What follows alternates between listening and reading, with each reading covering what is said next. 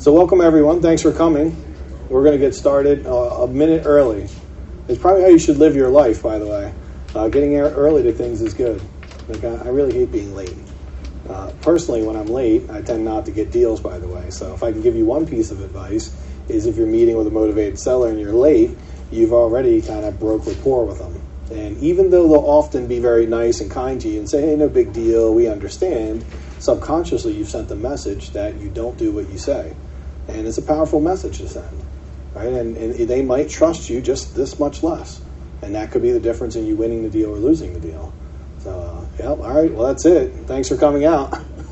That would be worth it, by the way. Like, trust me on that.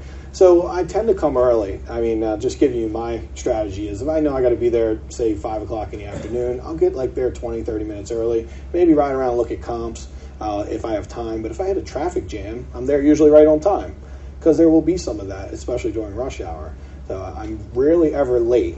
However, if you are late and you can't avoid it, then having a courtesy call and letting them know that you're running late, that goes a long way also. But think about what the message you're sending subconsciously. All right, some deep stuff. So we're going to jump in tonight. I want to talk to you about anti-selling. Does anybody know what anti-selling is? It's a mystery. Any got a guess based on the name? You can jump out. Yeah. The opposite of selling. I love it. What about you? Not selling, but getting what you want. Well, kind of selling. Yeah, exactly. I mean, when we're going to talk about the night is how for many, many years, me included, many people have been taught to kind of be like a used car salesman and get out and be very slimy, just say these tricky things that'll make people magically do stuff. That worked for a long time, but people are pretty smart and educated now, and they're very aware of what's going on. So what I've found out over the last couple of years, I've evolved, right, and I call it getting to that Yoda level where you start to do things much easier, is you don't really have to sell people as much as you need to service them and be in service to them. And when you are, right, you hear 50 different quotes, like Zig Ziglar says it best, but if you help enough people get what they want, you'll get what you want. And that's the reality of it. Now, we always want to be very based in what their needs are and how we can help them most, knowing that enough times because we've come from that amazing place that we will get some great results. And anti-selling is all about a very different way of doing things. I've read every sales book that exists. Never liked it. I'm not a natural sales guy. I just had to learn it in order to be in real estate because if you didn't know how to talk to sellers and be convincing, well, you wouldn't get houses to flip. And it's a little bit hard to be a house flipper if you can't get someone to sell you a house, right? It's very hard. So over the years, I had to learn the sales techniques in order to be able to do that. What I found about 3 years ago when the market got really competitive is they stopped working, right? We couldn't get them to work anymore. So I had to make a big shift in what I did. I spent about a year really analyzing everything I'm doing, everything I could do better. And I realized, let's just take a more natural, authentic approach. And that's what anti-selling is. So I want to talk to you tonight about how you can easily bring in one extra deal a month just by talking to people in a way that's very authentic, natural, and just being yourself, right? It's the easiest person to be. Like every day you get to practice, right? It's so natural. And people really enjoy it. Has anybody in here ever met someone that you felt like was very authentic and very honest with you and not shady and you kind of instantly just said, hey, I like that person, right? That's who you want to become to get deals done. If you're not that person already. If you are, then you want to use that behavior to help people want to do business with you. Because, if they want to work with you, they will. We commonly will get people to take $10K less on a deal because they trust us and like us, and we always deliver on that trust that we earn, and that they know that. And then they might talk to someone else who, was a little bit inconsistent with their talk and the way they were doing things. Maybe say, oh, I'm going to do this, the next day I'm going to do that. Well, next thing you know, people are picking up and saying, I don't really trust that person. They are offering more, but if they can't settle, then are they really offering more? But with Mike, everything he said he was going to do, he showed up 10 minutes early, right? He said he'd send me something 24 hours later. He'd have a call 2 days later at 12. He showed up on time, right? They start to put a picture together of like, can I trust this person? And our job is for that answer to be yes. And if people are saying, I don't know, then you're not doing as well as you should. And if they're like, no, I don't trust you, you really have to put some work in. Because like, if people don't trust you, they won't do business with you. That's simple. Now, to be trusted, you have to be trustworthy. You guys know what that means, right? You can't do any kind of slick, shady stuff. Take time to be smart, be thoughtful of your offers, things you're doing so you can honor them. Because at the end of the day, in your heart, you know that I've taken the time to really get solid on this offer. You'll make it in a way where you'll fully be convinced that it's a great offer and that it's the right offer. And when you're fully convinced, you'll be very convincing, because you personally have to convince yourself first. And if you're kind of like, I don't know, maybe this, maybe I'll offer a little bit less, you're going to come off that way. Does that make sense? Yeah, so that's a lot of what we're going to talk about tonight. I want to tell you a little bit about how I use anti-selling to close more deals and make an extra 20 to 30K a month. I literally average about $39,000 on my flips right now, which is a really good number. Ultimately, if you're averaging about 25 to 30, that's a solid number. You can run a business off of that. If you're averaging anything less, then you want to put some work in and get that up some. Anti-selling, I've watched, and I'm going to show you later, I've watched my numbers just do this, because I'm getting better deals. I'm getting more, obviously, which actually puts you in a really great position when you got more deals than you need, right? That's a kind of an abundance mentality versus a scarcity mentality. So that's all the stuff we're going to talk about. So I'm going to do a little game plan today. I'm going to tell you 3 reasons that most house flippers are failing out there right now to close deals. I'm assuming a lot of people in the room, if would like to learn more about how to close more deals, are probably having a struggle. It is the number one thing I hear, and I would say it's also the number one thing I've struggled with over the years. So I've had to spend a lot of time getting better at it, so I wouldn't have to struggle with it anymore. Because I hate being out of control. I like to control my business and know that the one thing I need to stay in business, I can have plenty of. And for years, I did so much volume that I never really had enough houses. I was doing 150 houses a year at one point and felt insecure about finding deals. Kind of sounds crazy, right? But I always was in a place where I was coming from scarcity, like, will we have enough to keep running the company? So if you're doing 150 deals a year, you got to buy about 7 to 8 houses a month. And that's not always easy to do, right? Sometimes you have a month where you get 2, and that's actually me going bankrupt, right? At 2 houses a month, I can't even pay the bills. It's not even covering what it costs for marketing and everything else. So a lot of times you're like, oh, at least you got 2. Like, oh, we got 90 grand a month, and expenses, 2's not going to do the trick.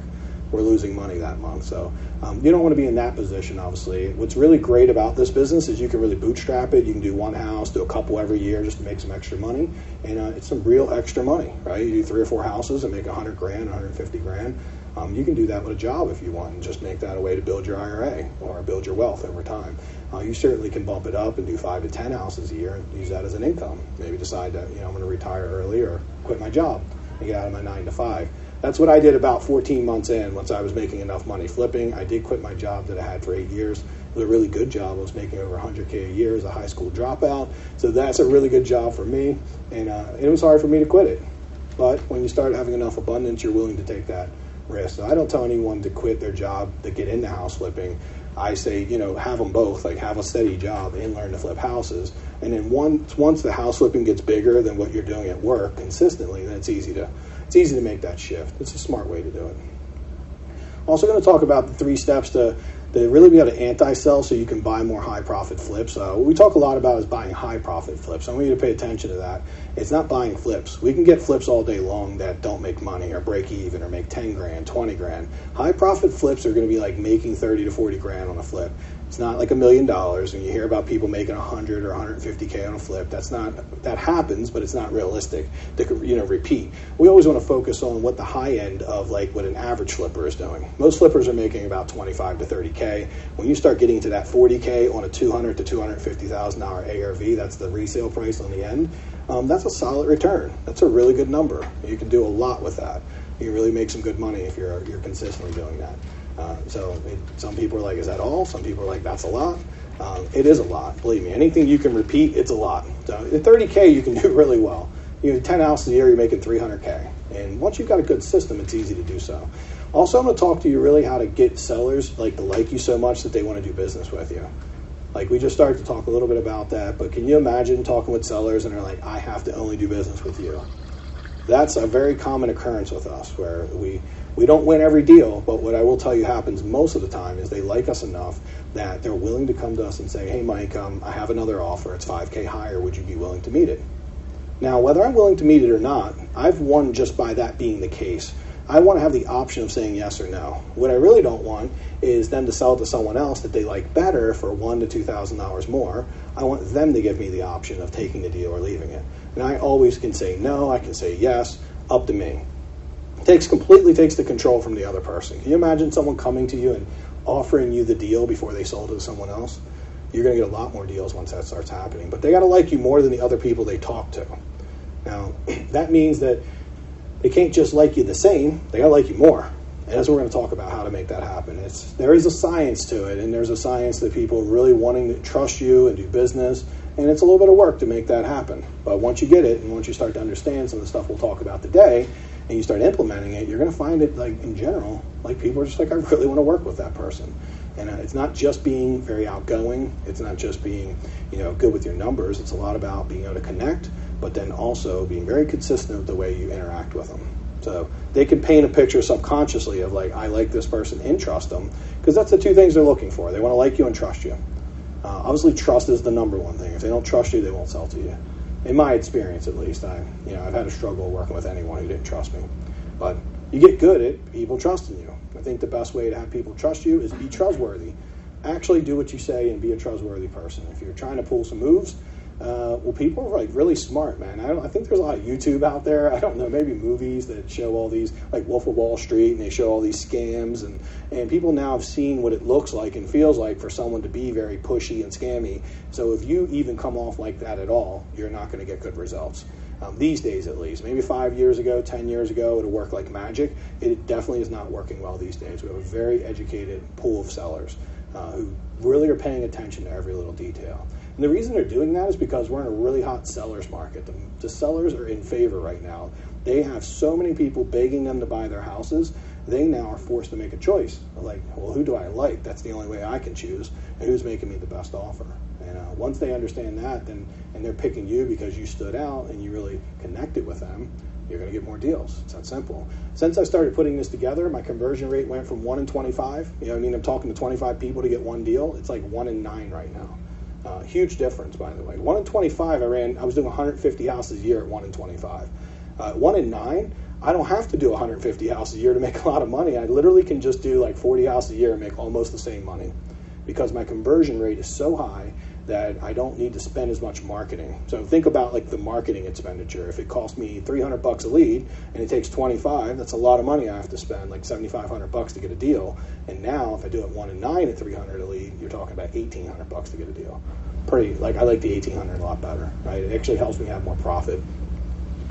So stay to the end. I got a free gift for everyone. We're going to give away the slides for this. We have a lot of cool stuff, so you'll want to take those home with you. I also have an additional bonus training that I want to share with you that we're doing on Thursday. It's going to take this even to the next level because we only have so much time today. So I figured instead of trying to make this like a 3-hour session and watching everyone fall asleep and making me feel bad about myself because somebody's snoring during my presentation, I'll break it up for the people who want to go a little bit deeper. And it's free, by the way, so no charge for it for everyone who wants a little bit additional. We're going to do it online, so you can stay in your underwear and watch it. You don't have to be home. Just turn off the camera if you're in your underwear. For my sake, at least. The ladies might be fine. I don't want to see it. So at the end, you're in the right place if you're struggling to find deals. You're tired of getting beat by your competitors. Who in here really is struggling to get deals? Got it, cool. And really, whoever didn't raise their hand, you probably don't realize it yet, right? Would you say, is anyone getting too many deals or feeling really confident, like I have too many, don't know what to do with them? Yeah, it's kind of like struggling then. Okay, yeah, cool. I literally just about in the last 18 months got to the point where I felt like, okay, I have more deals than I can handle, and it was really an amazing feeling to have that. It's the first time in my flipping career that I've ever felt that, and I feel like I make better decisions when I have too many deals. It's like a great place to be, right? When you don't have enough deals, we know what happens. We get a little bit desperate. And we get desperate, we pick incorrectly, right? Because we're thinking from a very desperate position. So we'll learn tonight a lot about how to get less desperate and how to do that. So my struggle, just to share it with you, just about 3 years ago, I started really losing a lot of my deals to all my competitors. I really I did a lot of houses at that point. I had about 900 houses under my belt, so I thought I knew what was going on. And for many years, the market and my business suggested that I knew what was going on. But I didn't know why all of a sudden it went from getting a lot of deals to not getting hardly any. And it was the reason that we decided, our big company, we shut it down and went very small. We didn't go bankrupt. Me and my partner just decided to split up and kind of run a smaller, easier business because we were struggling to get deals. And we just couldn't see how we were going to get 150 deals a year to support all the people and marketing that we were doing. And that was because there was this really big shift in the market that really hit home about 3 to 4 years ago. And it was that shift from the market being very, we'll call it a buyer's market. Like for many years, it was in our favor because people were desperate to sell. 2009, 10, 11, people were like, please buy my house. Like, yeah, whatever you need to do. You could go out and be a jerk and they would sell you their house. You didn't even have to be nice to them. The good news was I was nice, and that's how I was able to build a business. I wasn't a jerk to them, but I seen others being jerks to people, and they were still doing pretty well. Now, what shifted about 3 to 4 years ago is it started to clearly become a seller's market. Now, they went from desperate to sell to I'll just wait because I'm probably going to get more money if I do. Because everyone's begging them. Now they don't even know how to handle all the different people begging them to buy their house. They used to get about 5 to 6 postcards. They're getting like 20 to 25 now. So the same people are just getting flooded with people. So this is all going to be the day about how you stand out, and that's what I had to do 3 to 4 years ago. I had to figure out a new way to really stand out and be able to be different. Because I realized what I was doing, the old way, wasn't working anymore. Worked forever. Glad I was able to evolve, and I was lucky enough to have a coach at the time who was like, okay, you're just going to have to make a change. And he made it sound simpler than it was. It did take like a year to make the change. So I really had learned a bunch from gurus, and that's the old way of doing things. The gurus don't get deep into what they teach you. They kind of give you vague generalities, and they'll teach you maybe a saying you've seen on Facebook, oh, you got to do this and this, and it's very general, right? It's not the details of how to really create deep interactions and know exactly what to say, how to say it, when, how to present, and what to do. Once you get all that nailed in, you're going to see a big shift in how you work with people and your results. And that's what I started seeing about 6 months in. My problem of finding deals started going away. But I worked 6 months on completely shifting everything. And that's why I call this anti-selling, by the way, because I was selling for all those years, and I had to learn to do almost the opposite to stand out. So all my competitors were coming in, still using those same tactics and same stuff. And when I started to come in, and I was just different because I was being very authentic, very honest, and just really straightforward with people, which, by the way, happens to be my personality. So that was actually the easiest thing for me to do, was to be honest and authentic. But I instead was trying to change into the person I thought I needed to be, and it wasn't working very well. Right? We have to really just be who we are and then make the best out of that. So if you're a little bit analytical, then, that's cool. Like, I'm very analytical too. And it's okay to go in and share some data and be very friendly. And you can do like I do. I actually had to learn a system to be cool and be liked. Right? Who thought there was a system for that? Some people were just born with that.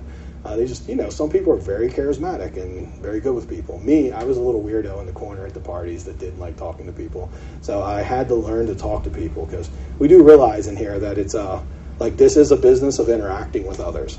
And as much as I don't naturally like it, I did build a system to make it easy for me, and also feels fun now because I took my weakness and made it a strength. I'm very proud of that for myself. Now, do I do it every day, all day? No, because if I wouldn't be a cold caller. I can cold call, but I don't particularly enjoy it, so I'm not going to do it all day long. And if you're not a very charismatic person, then pick the right marketing tactic, and we'll talk a little bit about that today too. Right? Don't pick something that's not in your wheelhouse, essentially. So as I took that completely different approach, I've seen everything change, and it did take me a while. I've been still documenting it. I still work on it every day today because I'm evolving. Some really great things take time, right? They take a lot of time. What I'm seeing now, though, is I used to get along with some people and have really good results with some people. Now, when I go into a meeting, I fully expect to have good results with almost every single person, because I started understanding there's different personalities. There's analytical people, there's people who are very personable and very charismatic, and they're just natural social butterflies. There's people that are, what we call steady, and they're just, a little more reserved, very empathetic. And then there's the Ds, we call the Ds that are decisive, kind of decision makers that take charge. Well, you're going to need to know how to deal with all of them, right? You're going to have to present to them and talk to them in a way that they like to communicate. So a D wants you to just get to the point. If you get too long-winded and you say, so let me show you all these things and all this data like I like to do, they'll be like, just get to the point, tell me what your offer is. And then you're going to be like, oh, whoa, what did I do wrong? And you're going to, it's going to be a break in rapport. And so now I'm often if I know they're a D, you'll usually know, because they're usually like, well, come meet me, and they kind of take charge. And you quickly assess that. I'll approach it very differently. I'll say, look, if you want, I got a lot of data, but honestly, I can just get right to the point if you'd like. What's important to you? And they'll just be like, oh, tell me this, this, and this. I'm like, awesome. Then tell them exactly what they want to know and nothing more. Because they're going to get angry at me if I try to force them to listen to my whole presentation. If it's an analytical person, they generally enjoy my presentations because I'm speaking to one of my people, right? So me and them, we're talking the same language, no adjustments necessary. I'm like, oh, let me show you the comps and show you all these things. And they're like, oh, you're so awesome. No one showed us any of this. It's just what we wanted to know. Now we feel comfortable to make a decision because we have the information necessary to feel like we actually did our job.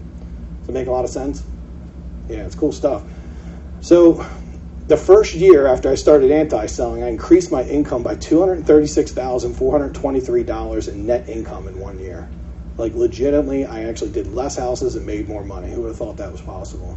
So there's a huge change in difference because, well, I stopped struggling to get deals. I started getting better at picking them. Like when you have too many, what do? You get more selective. So I was like, oh, that one's decent. That makes like 25 or 30. Like, no, but I don't have time for that. I started doing the 40s and the 45s and only doing the easier, more predictable rehabs. And that's how I do today. I only focus on the houses that are going to be high profit house flips. And high profit, again, I'm not talking about 100K, but I'm talking more like 30 to 40, but it's going to consistently making that. And I pass on the houses that are only going to bring 20K in profit. 20 is, like, believe me, I'm not being a snob. I totally love 20K, and I'm never unhappy when I make 20K. Sometimes I go in thinking it's a 40 and it turns into a 20. So I like it being 40, 35, like 30 to 40 to start with, because if I have a bad day with that flip, I still make pretty good money.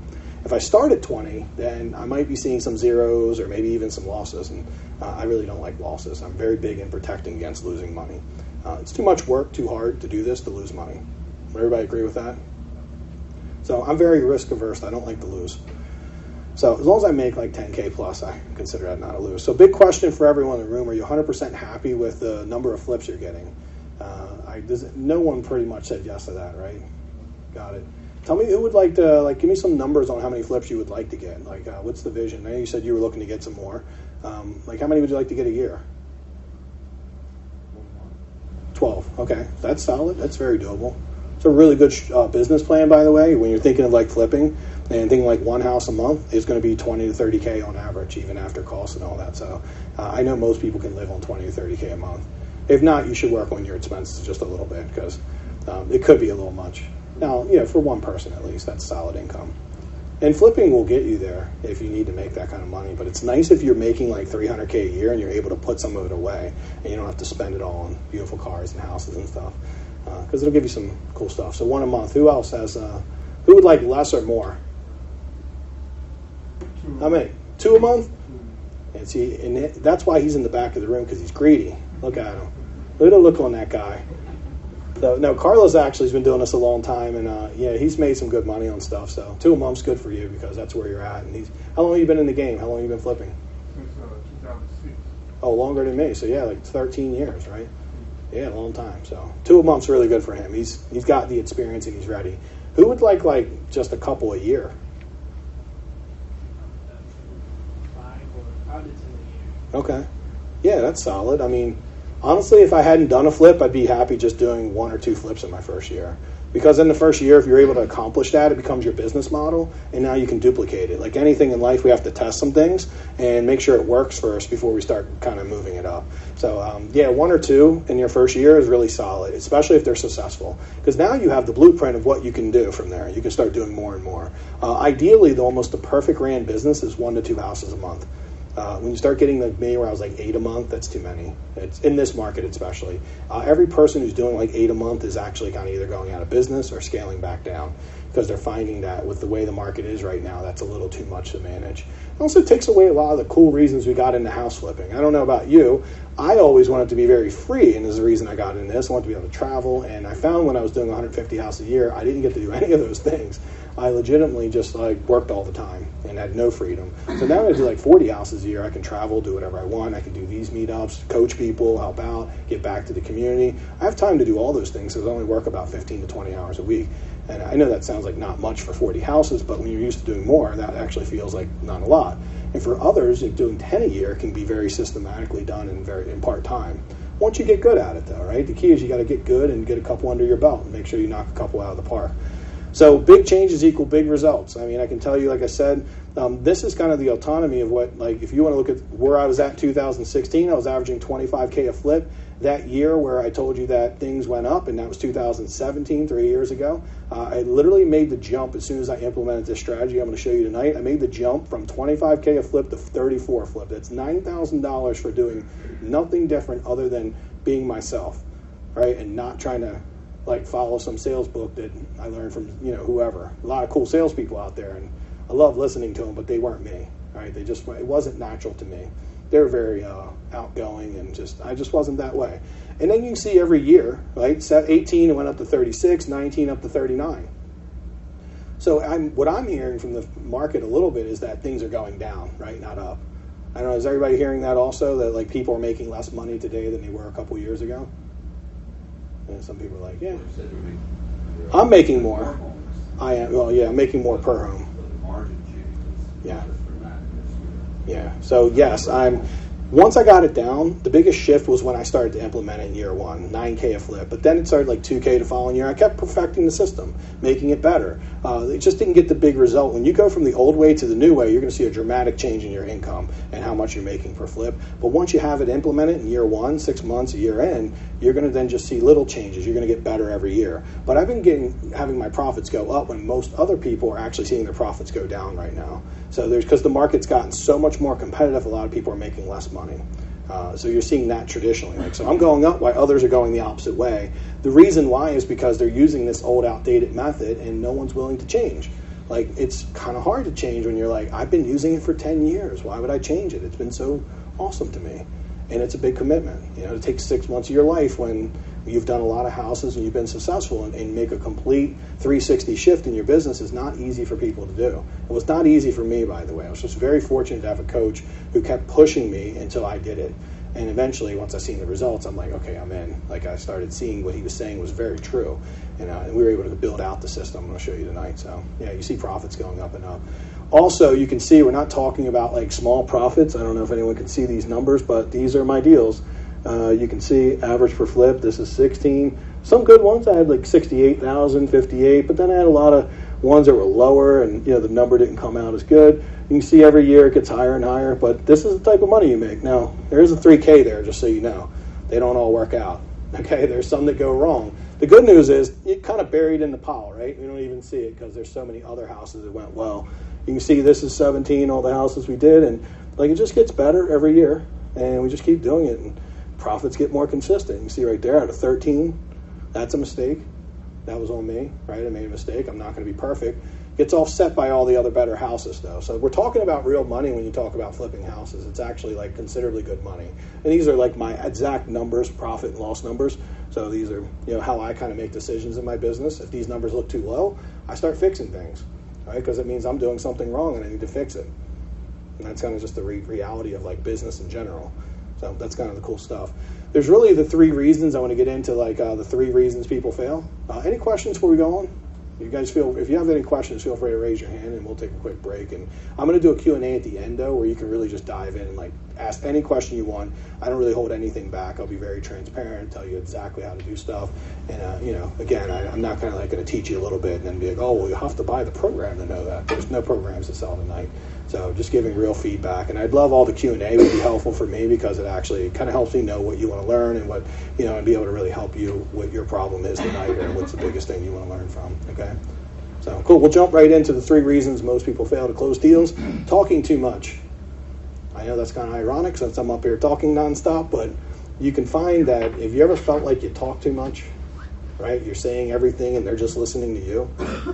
Like, it's pretty tough to know what's going on when you're talking and they're listening. You can't really gauge how well things are going, right? You also can start to gain the belief that what you're saying is important and you have no clue what they actually care about. So not talking is the biggest transformation that you can make and probably one of the hardest for a lot of people. I don't know about you, but I tend to get nervous. I like to talk more. I like to ramble a little bit, talk about stuff they don't care about, and they'll just listen. They're like, okay. And you think, oh, they like me. They love me, right? Because they were listening to me. Well, the same way you feel when they listen is actually how they feel when you listen. So one of the fastest way to build rapport with someone is to let them listen, you to listen to them and be a good listener. So has anyone ever heard that, or anyone know that's the truth? Or have you ever found someone you really like and they just are really great, like, oh, that's so interesting. I really like that story. You're like, I like that person. They're really cool. My partner, Jay, he used to be like that. He talked to a guy for an hour, and the guy said 2 words, and he's like, I love that guy. We should see if he'll work for us. He is so cool. I'm like, well, what do you like about him? Hey, he's just a good guy, I can tell. It works that way. I've seen it first, and I'm a very logical thinker, so it's hard for me to understand, because I'm like, well, I'm just technical. Like, well, what did you like about him? And like, what specifically? And he didn't actually say anything. But he was a very great listener, so I'll give him credit. He did listen, and he kept, every time my partner would stop trying to talk, he'd be like, yeah, tell me more about that. That's super interesting. And next thing you know, we're there for an hour, my feet are hurting, and I'm just listening to him talk, and like, I'm going to kill myself. This is because for an analytical person, I'm like, let's just get to the point. Like, what's the offer? So I learned a lot from my partner. He learned a lot about me because there is a balance between the two. We want to be able to have long, good, strong conversations. But at some point we'll need to get to okay, how are we going to move forward? And if you put those two things together, it's like a superpower. It's why we were great partners for years, because he was great at building rapport and I was great at getting to the point. I learned from him how to build more rapport, and he learned from me how to get to the point. And we ended up, that's why we didn't really need each other 7 years later. Because at some point, we both kind of, learned from each other. And now he's totally cool doing it on his own, and so am I. Because we had to learn some skills. It just took us both, since they weren't our natural skills, it took us a little longer to learn them. So pretty cool stuff. Talking too much. Next one really is not practicing how to overcome objections. Right, you're going to get some standard objections when you're dealing with people. So when I say practicing, we want to really start just practicing. Okay, this is commonly what I'm hearing. Right, you want to know the most common objections, say the top 10, and you want to really think through how you're going to respond to them. Because and it's not about a script, right? Because I don't want you to be, Mr. Johnson, this is this, and this, and you sound very robotic. That's not good. But we might want to think of some really strong points to make if someone says that, right? We might want to think, if you were a debater, what would you do? Or you're an attorney, right? You would put your case together and you would start figuring out, okay, how do I really respond to this in a way? So if you're talking to a realtor and you ask them to write the offer for you, there's going to be some common objections, right? They're going to go, we don't, that's against the rules. That would be a pretty common one, right? Right, Steve? Is that kind of common? We don't do that. So you have to know what to say in that situation. Yeah, totally, I understand where you're coming from, and if I was you, I'd be a little bit weary too. But here's the thing: I don't need you to represent me. I'm actually an investor. I'm really just looking for someone to write the offer. You fully can represent your client and have no representation to me. I'll even sign something to say that. You'd be doing me a major favor if you write the offer, just because I don't want to write it myself and I don't know how. And people are like, I'm not representing you. Then they're like, okay, maybe I'll consider it. Now we've started to make our case, right? And we can go from there because we know what to say. So that in every scenario, and as being a house flip, there's going to be a lot of things. When you've done it this long, right, there's just these patterns that keep coming up over and over. And knowing what to do when those patterns come up, and the most optimal best practice is going to make you win more, right? You're going to win more because you know how to handle those situations. Without thinking through it, you might just be like, okay, well, thanks for your time, when they say, I can't write the listing for you. Or why not? Well, because I'm not going to. Okay, thanks for your time. Right? We have to have a powerful argument to make. And in the nicest way, we don't want to argue, actually, but we just want to, be able to make our point. Right? Be very compelling, because your work doesn't start until someone tells you no. When someone says no, then it becomes your job to make your case and be very friendly and nice about it and kind of show them why it would make sense for them to do that. Because again, they don't care what you want, they only care how it might be beneficial to them. So our job is to say, here's why it would be beneficial to you to do this. You get both sides of the commission, you can make sure that the contract's written correctly. I found that if I bring another person in, they might mess this all up and make it hard on you. So it's going to be a lot less work if you write the contract than me just going and getting like a Zillow agent or something. You don't want that, do you? You say that and realtors are always like, no. Because they think Zillow agents aren't great. That's kind of the general perception. And most of them are pretty awesome. It doesn't really matter. But if that's what they think, we just go with it. So that's number 2, pretty important. Number 3 is not connecting with people before you ask for their business, right? So you kind of get in, like, hey, here's what I'll buy it for. Does that work? And they're like, and they're in their head, they're like, I'm wondering, can I trust this person? So it's our job. I've spent 2 hours talking to people about how they handmade a 2x4 and built a shed. And, it was very interesting how he did it with a knife and like a Rambo knife. He legitimately built a shed out of like twigs and with a Rambo knife. It took him 2 years. And I was like pretty impressed with that. But that was an hour conversation. And we connected on that because I was like, one day I dream of building like a house with a Rambo knife. It was kind of cool. It's like very MacGyver-y, right? It was very creative. And but I was willing to listen. Yeah. You find it worthwhile then to just stay on the phone or stay in person and just talk with them about that? With their time? Yeah, so I can already tell you're analytical because you're asking that question. No, so for many years, I was just like, cut it off, right? This is stupid that we're not getting to the point. Then I watched my partner have amazing results. Like, he's getting invited to cookouts. Everyone's hugging him. All of a sudden, they're like, Jay's the man. I love Jay. He's so cool. And I was like, holy crap, they actually like him more, even though he never gets to the point. Because they would talk about them. He was very good at talking about them. So if you're an analytical person, it's not about like abandoning your conscious effort to be very detailed. It's about finding the balance. So yes, I will. If people are willing to talk, I never cut them off.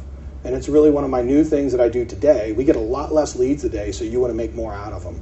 So the big shift, and if I gave one piece of advice tonight, is like, yes, if someone wants to talk to you, learn to talk about stuff that you're not generally interested in and find a way to get interested. Because once you're interested in them and what they care about, they can tell that, right? They can tell that you're not faking it. This isn't a tactic. It's not a move you're making to try to get a deal.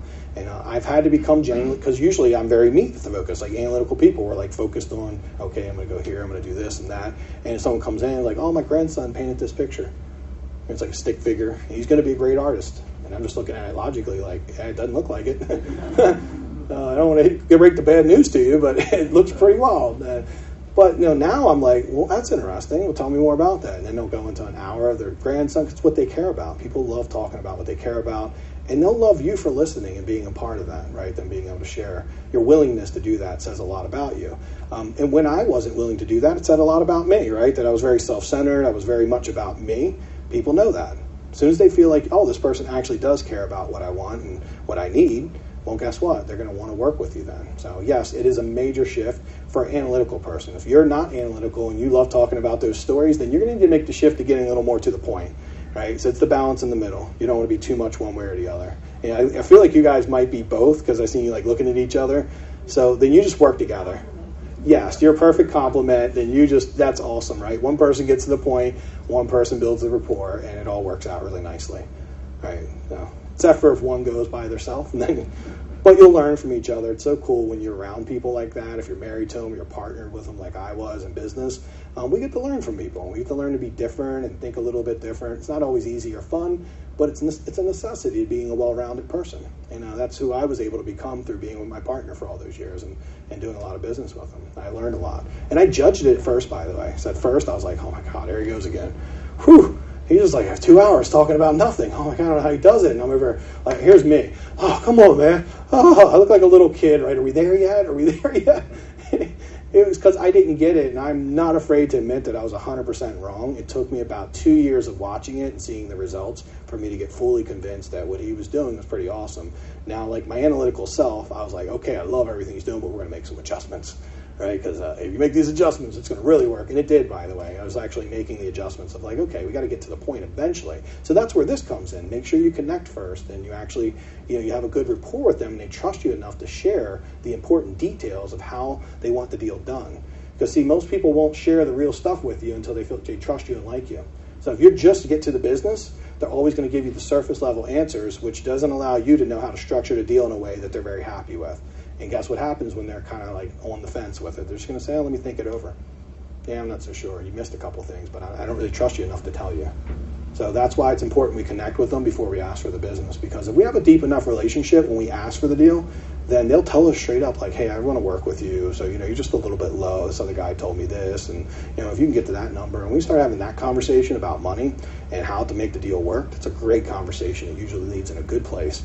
But they got to trust you to have that conversation. Trust that you'll be cool to have it with and easy and, a nice person to have that with. There's many times I've been on appointments and they're like, hey, this other guy's offering $20K more. I asked a few questions and that guy seems pretty legitimate.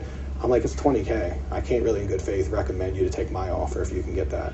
And many times what will happen is that person will fall apart and they'll call me and like, Mike, let's just do business. That person didn't perform and I get a deal. Or someone just like, hey, thank you for being so awesome, right?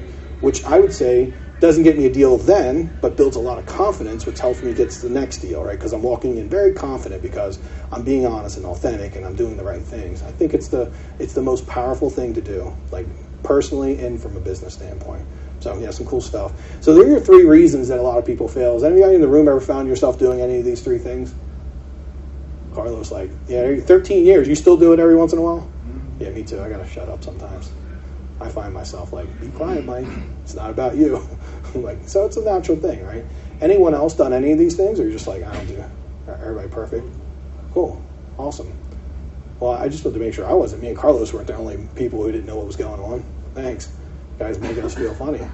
So that's the 3 reasons a lot of people are failing to close deals. So if you can avoid all 3 of those, you're going to see a big little bump in your conversion.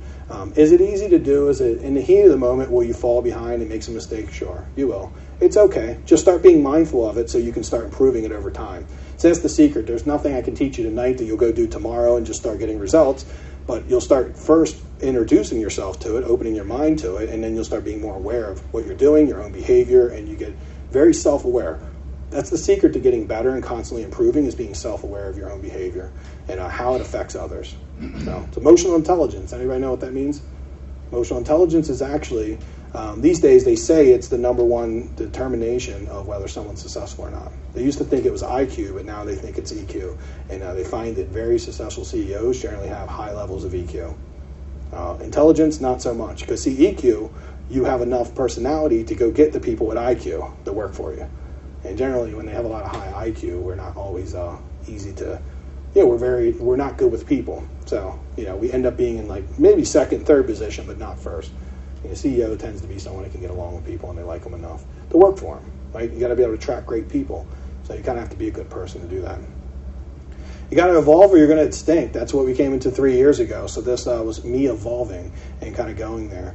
So one of the things that I want to share with you tonight too about the evolution is we're really in probably one of the biggest opportunities right now in house flipping. Everyone hears that, okay, it's tough, it's not as easy right now, but it is if you're on the right side of it. But here's the issue. Only about 1% to 2% of people are actually flipping the new way. Most people, 98% of people you asked on YouTube, other coaches, just people out there, are going to show you kind of like what Than Merle might teach you from Fortune Builders, which is pretty cool. 5 years ago, I actually was, I paid $32,000 to do that program. He taught me some cool stuff.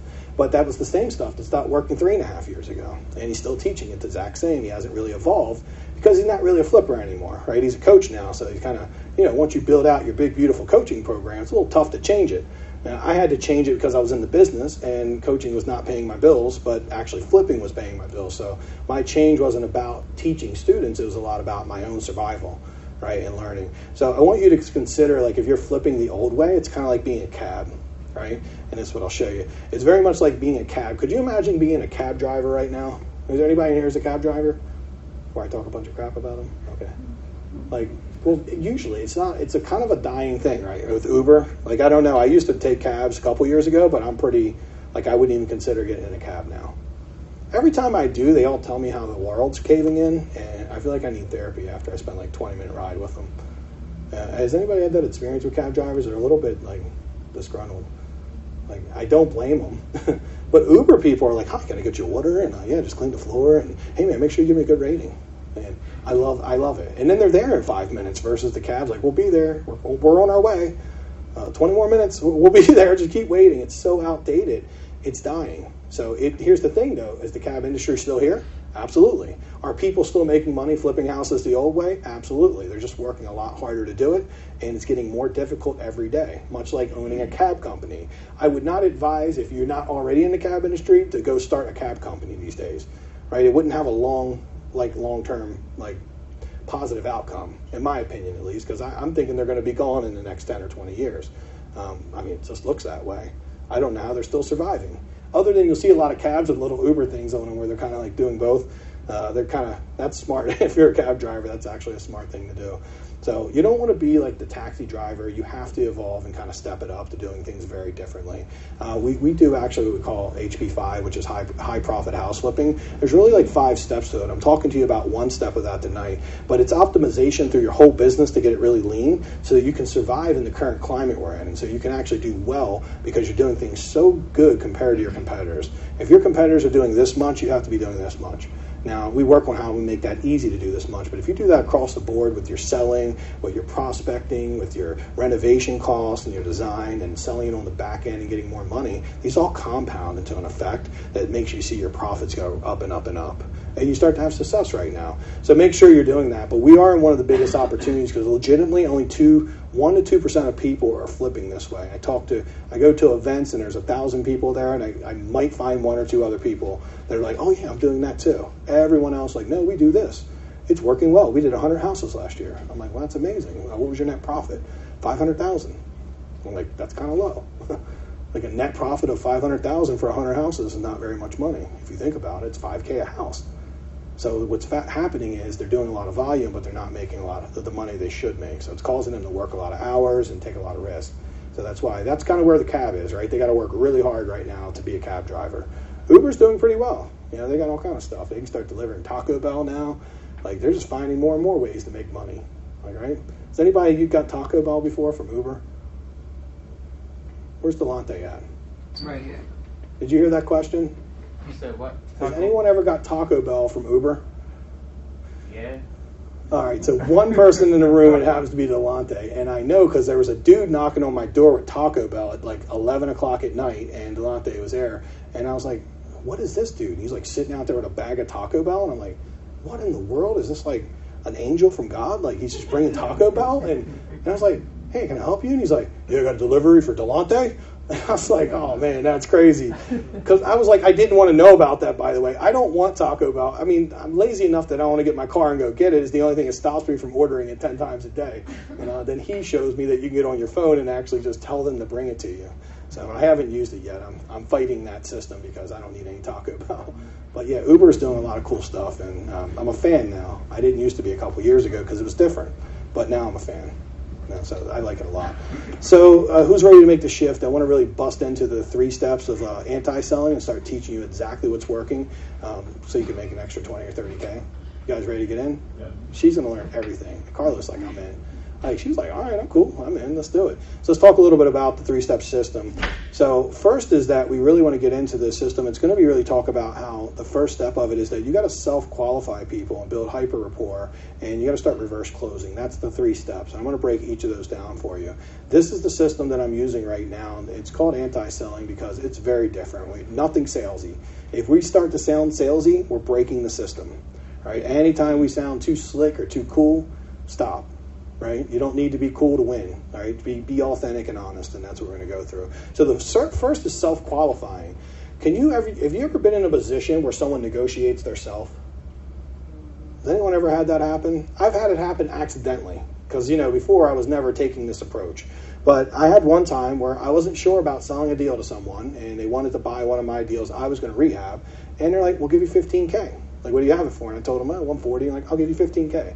And I was like, cool, but I'm kind of like, I want to rehab it, make like 40 though. I don't know if I want to take the 15. So I'm just thinking that out in my head. And they're like, well, what do we need to do?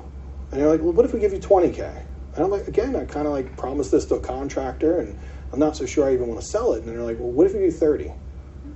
Like, I'm just like, I don't know. I can't make the decision on my own. And they're like, look, the best I can do is 45K. That's the best I can do.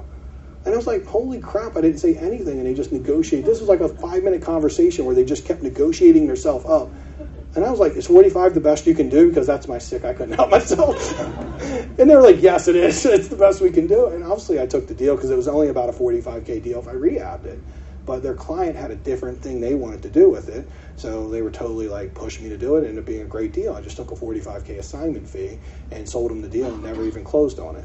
And they gave me 45K for giving them the deal. But the lesson I learned then, this was about 6 years ago, was the first time I ever experienced someone self-qualifying themselves and so, actually negotiating themselves, right? Because everyone teaches you how to negotiate, but what you want to learn is how you get people to negotiate themselves. Because it's a lot easier, first of all. Plus, people know exactly how to sell themselves. You know the most dangerous salesperson is to me when I want to get a big screen TV? Me. Who nailed that? Who was that? Thank you. You got it. Like, I know everything to say to myself when I want to buy something stupid. Like, I know all the right stuff to say. Like, there's no salesperson in the world that knows how to sell you better than yourself. So when you self-qualify people, you ask questions so they can start selling themselves. Like, how would this affect you if you could sell the property? Oh, well, I'd be able to do this, this, and this, and it's been a really big headache because I'm spending my weekends cutting the grass and cleaning it out, and I'm supposed to be with my kids, and I'm not seeing them anymore. Oh, wow, that's tough, and, how can I help you? What would you like me to do that maybe we can make that go away? And they're like, oh, if you could do this, this, and this, and that. I'm like, awesome. And, so I just ask them questions, and they qualify themselves. And, so when you say asking questions, are you asking open-ended questions or closed-ended questions? usually open end's better than closed end, obviously. If you want someone to talk, open end will always cause them to talk more often than closed end. Closed end tends to be if it's just factual and we just need, like, how many bedrooms are in the house? 3? Okay, great. So the qualifying question is what's up before and after. Yeah, the self-qualifying would be, well, this looks like a great house. There must be a reason you decide to sell. Can you share that with me? Something like that would be a great question to get them talking and qualifying. Oh, okay, and it sounds nice. I mean, do you mind asking why you didn't decide to go with a realtor? Oh, well, because realtors suck. Oh, I'm a realtor, but they suck. But you see what I'm saying. I'm not going to jump in and say realtors suck, but I'm like, oh, okay, did you have a bad experience with them? And they're like, oh, yeah, this realtor did this, and then charge a bunch of commissions. And, they probably had like one experience where the realtor didn't live up to what they thought, so now they think all realtors suck. Again, since I'm not, a realtor is my competitor, I'm not certainly going to come in and be like, no, realtors are actually pretty awesome. And, you deal with them. And most realtors are very awesome, by the way. And some aren't. So, it's just like life, right? That's kind of life's rule. So, yeah, it's good. Wouldn't a great question there be along these lines? What is your ideal realtor look like? What are you looking? If I was looking to do a realtor deal, yes. But I might. In general. Yeah. Mm-hmm. Right? Like, what is your ideal lender look like? Yes. Or what would your ideal, like for me to do this, buy this house from you, what would be the ideal way you'd like me to do that? Right? Because then they're going to tell me, well, Mike, I really am looking for this is important to me, and this is really important to me, and this is all that matters. When they start to list that off for you, it's the only thing that matters, so you know, right? It's all that matters because what we think really doesn't matter. Well, I normally do it this way. No, I'm doing it whatever way they want within reason. If I can make it happen, they're like, yeah, I want to live in the house for a month after I sell it to you. Okay. Is that important to you? Absolutely, because I need to find a house. Okay. All right, I'm going to make you an offer based on you living in the house a month. That might be less money. Would you be okay with that? Or is there a way you could live with a family member and I can offer you a little more? And they're, no, I need to live in the house and I'm okay with that. Or no, how much more? Well, maybe it might be like $5,000 to live there for a month. And they might be like, well, I'll go live with my mom. I can work that out. Or they might know this would make it convenient for me, right? So I can have time to go find my next house. So I'm totally okay with that. Hey, I need someone to help me to move the furniture. Would you personally do it? Well, I happen to have a bad back, but I think Delante is available. So I would think, no, but I could probably get someone to help you. And then maybe I'll just manage it with you and help you out, make sure they're good people. Is that okay? Right? But see, it matters what they want, not what I want or what I think is normal. So, I mean, there's so many things I'm willing to do within reason. As long as it's possible and I can make it happen, I'll do it. Because this isn't for like, a $500 commission, right? We're talking about 30 to 40K in income. Like, there shouldn't be a whole lot you're not willing to do, again, that doesn't violate your moral code and or get you put in prison. Like, I would say I'm pretty open to anything else that is being in service to them. Like, grocery shopping. Delante, one of the deals he did recently, he took the lady to get her ID. Like, he had to take her, like, all around and sit at D&V, and that's a big deal. Who wants to go sit at D&V? But for a deal, it's worth it, right? It was totally worth it. Because I'm like, yeah, we do whatever it takes to get the deal done. If they want to work with us and we like them and we want to be the type of people we tell them we are, which is helpful, sometimes we have to help, right? You got to live up to what you're saying. So asking qualifying questions is big. Like, do you own the property free and clear? Do you need a consult with someone to make your decision? How important is that? The free and clear is pretty important because we kind of have to have a feel like, what do you owe on it? What are your expectations? If I owe $200 and we think we're going to pay them $100, well, that's problematic. I probably wouldn't go see them. There's no negotiation techniques I can teach you to get somebody to take $100 when they owe $200. So we do have to start with the mortgage being lower or around what we want to pay for it. So what we expect we're going to pay for it, because that makes it easy for us to kind of connect with them. And because obviously no one brings money to the table. It's very rare, right? I mean, that's people. I've seen people move mountains to not bring $1 to settlement. They just don't pay. They'll just be like, look, if you can get me out even, I'm good. You can have the house. But if you want me to bring like $500, I have to talk to a lot of people, and I'm probably not going to do that, by the way, because it's inconvenient and it costs them money. And if they got to bring 5 or 10K, I mean, you'll see it, but it's pretty rare. How many deals have you gotten people to bring money to the table in your lifetime? None. I don't think I've had anybody, and then I've seen them go kind of like they will do anything not to bring money to the table. So when we're like, well, what if they'll just write a check? And sometimes people will even say, hey, I'll write a check. No, they won't, if they can help it. Because the thing is, they'll do whatever they can not to have to write a check. Because no one likes to write a check. Me included, by the way. I don't like that. Do you have to consult with someone? This is a big part of this. These kind of questions help me understand, like, who's going to help them make the decision. Most people don't make these decisions on their own. Some will have, like, their people from church help them, family members, husband, wife, brother, sister, cousin, friend of the family. They always have someone involved. That person ends up being the person that if you don't communicate with them are going to say, well, I don't know Carlos, so I'm going to assume he's not cool. Because I don't even know him. So I don't like what he's saying. So it's important that we have them there and they're part of the decision. I would not present to someone and make an offer. If there's someone they need to run it by, I would say, hey, does it make some sense for us all to get together? So if they have any questions, I can answer them. And we could all talk as a group and kind of work out the details. And usually they're like, okay, that sounds fair because I won't remember all this. And I'll tell them that, like, I'm going to tell you a lot of stuff, share a lot of information with you, and your friend might have questions, and it's going to be hard for you to remember all those questions. Could I talk to all you guys, and that way I can just answer all questions? Because now the friend gets the opportunity to see that you're a good person, that you're coming from a good place, and now they'll fight for you if they like you. They don't know you, they're all usually going to be like, I don't like you if they don't know you. That's been my experience. They tend to lean towards not, if they don't know you, they don't like you in general. So we have to make sure if there's someone else in there, we got to know who it is so we can get through that. It's called in sales, it's actually called a one-legger. They say, like, if you present to a husband and you're selling them something and the wife's not there, well, there's a good chance the husband will not make that decision or call you later and say, my wife threatened to stab me. I need to, not buy this. I want to cancel my order, right? And it's true. And the wife, same thing. She's like, I need to talk with my husband, right? They tend to want to make decisions together as a couple. So if there's another decision person, people generally want to run by them. So don't present until you have everyone in front of you. It when possible. Most of the time it is possible. Sometimes it's not. And you just do your best and work through it.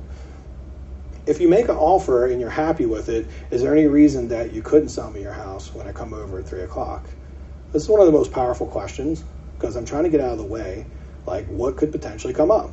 I want them to commit to me that if I give them a fair number and I'm like, hey, I make you an offer you're happy with, it's a solid number, is there any reason that we wouldn't be able to go forward? They might say, well, I need to run it by my cousin. I need to, I got to take it to the attorney. A lot of stuff comes up that you would never guess and they would never just tell you in passing. And we need to know, like, how do they make their decision so we can be part of it, right? We want to make sure we're part of it, not to be scammy, not to do anything, but to make sure that we're not giving them a bunch of stuff to take to another person, that person being confused, and then we just lose the deal because they're confused. Make sense? So all these things help us self-qualify people so we can really start to have them telling us. So you might say something along the lines of, well, I'm assuming that you'll need someone else to make this decision with you, or you have someone else you'd like to run this by. You see how we actually get them to qualify themselves? So they'll say one or two things like yes, or they'll say, no, I don't need anyone. Now they're qualifying themselves to us by saying, no, I don't need anyone to help me. I'm going to do this all myself. I got this. I'm the decision maker. Okay, great. Awesome. Or no, I do have someone, my wife or my brother. We just want to know, right? So we get them talking and telling us and qualifying to us. Essentially, they're selling us. It almost looks like they're trying to convince me to buy their property. How cool is that, right? It's effortless. It's easy. It's not hard to do. It does require you to be quiet, ask the right questions, and do the right things, and it does take time to learn these things and practice them. But as long as you practice them over time, you're going to get really good with people, and you're going to see your results skyrocket. So it's some pretty cool stuff. And then, once you start creating this tension will start to happen when you're qualifying people, and it really opens you up to building what we call hyper rapport. Hyper rapport is what we have to build in real estate. You guys, everybody know what rapport means, to build rapport with someone? Like, you often have rapport with a long-term friend, a person you went to school with, a family member, a girlfriend you've been with a while.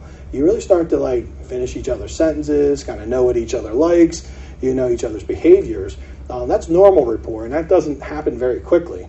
The reason we call this hyper rapport is because we might have 20 minutes on a phone call, and we have to try to build rapport, right? So we have to be open. The fastest way to get someone open to building rapport with them is for you to get them where they're trying to sell you. Because now they want your approval. And once they put you up on a pedestal because they're trying to convince you to buy their home, it really opens them up to want to build rapport with you and build it in a fast way, because we generally only have anywhere from 30 minutes to a couple hours tops. That's normal. Relationships aren't built in a few hours. Would you agree? They take more time than that. But if you get people in the right place, you can build that relationship fast and actually build a lot of rapport quickly. So let's talk about that. And basically just, kind of figuring out, are you qualifying your sellers to work with you? So there is people you don't want to work with. Would you guys, do you understand? There's some people you just don't want to spend any time with. So you have to have a standard, know that certain people will eat a lot of your time and they will never do a deal with you. And once we understand who they are, then we stop putting any time into them, and then we put all of our time into that person that wants to stay on the phone for an hour. Right? By not spending time on the people we shouldn't, it allows me to have time to spend it with the right people. But see, the right people will do a lot of deals with you. They're going to love talking to you. They're going to be easy for you to work with. The wrong people are going to be like an uphill battle. You never get to the top. You just keep going and going. It never works out. And it kind of breaks down your confidence a lot too. So let's talk about the hyper rapport. That's the second piece. We're going to go through this pretty quickly. I want to make sure you guys get through the stuff fast. Hyper rapport is the first step to it is searching for commonality with a seller. Do you realize that everyone in this room has a commonality? think Steve knows because he was on the call, but he already knows. I'm not asking him. But what is the commonality that we all have? Real estate's definitely, right? So in this room, like, we have people, all races, all ages, all colors, male, female, none of that matters. We're all interested in real estate, so we have commonality. We're also human beings, and, you know, as human beings, we all have, like, Tony Robbins says this at least, and I believe it, that we have 6 human needs. And so a lot of human beings, we all have the same stuff. Like, no matter, like, who you are, what age you are, we all kind of run off, like, very similar emotions, right? Similar needs, right? We want to be successful. We want to be accepted. Right, we want to have, like, security. Right, this is one of those things. Right, we want to be secure, knowing that we have some financial wealth, and we're not going to be broke, and we're going to be able to pay for our bills. Right, we want all those things. That's our commonality, by the way. So, if you're like, well, I went to college, that person didn't, so we don't have anything in common. That's the really that's the micro level of it. We want to get very macro about it. Right, how are we like each other? So, if you can start finding commonality with anyone, you're going to do really well with them. Like, and when you start more broadly looking for that commonality, then great. You guys figured it out here. It's house flipping. But if you were talking to someone and they were like, yeah, you know, I got to do, you know, baseball game, and you're like, oh, cool. Do you play baseball, or who's going? Oh, my grandson. Oh, awesome. I used to play baseball when I was young. Or I used to have a friend that played baseball and he loved it. Or I love the Orioles, right? Or the Nationals, probably. Like, whatever one, right? You could, or I hate baseball in general. Then just kind of keep quiet if that's the case. You wouldn't, that's mean, right? You don't want to say that, but you're looking for a commonality. Oh, I used to like to play sports too. I played soccer. That's really awesome.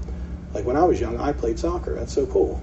Like, sports, right? See, sports is the commonality. So we can get more vague about it, and we can find those commonalities. When you find commonalities with people, they like you. It's that simple. Like, we like people like us. Now, we can look at, like, oh, we're the same color, or we're not, right? We can do that. Or we can look at, like, oh, me and him, like, he has a blue jacket that looks just like my blue jacket in that picture. That's a great jacket, by the way. Like, it's a very good jacket. Even the same shirt, by the way. I think he was trying to come here and, like, be my twin. But it's a really cool jacket. I love that jacket. It's my favorite jacket. It's just a little too hot to wear it, though, because I don't work in an office anymore. I don't have to wear a jacket unless it's wintertime. But that's a really good-looking jacket, right? That's a commonality that me and him have, right? Like, similar haircut, too. Kind of. About the same height. But good smile, right? I like this guy. He's good. We're giving it honest compliments. I really mean all that, by the way.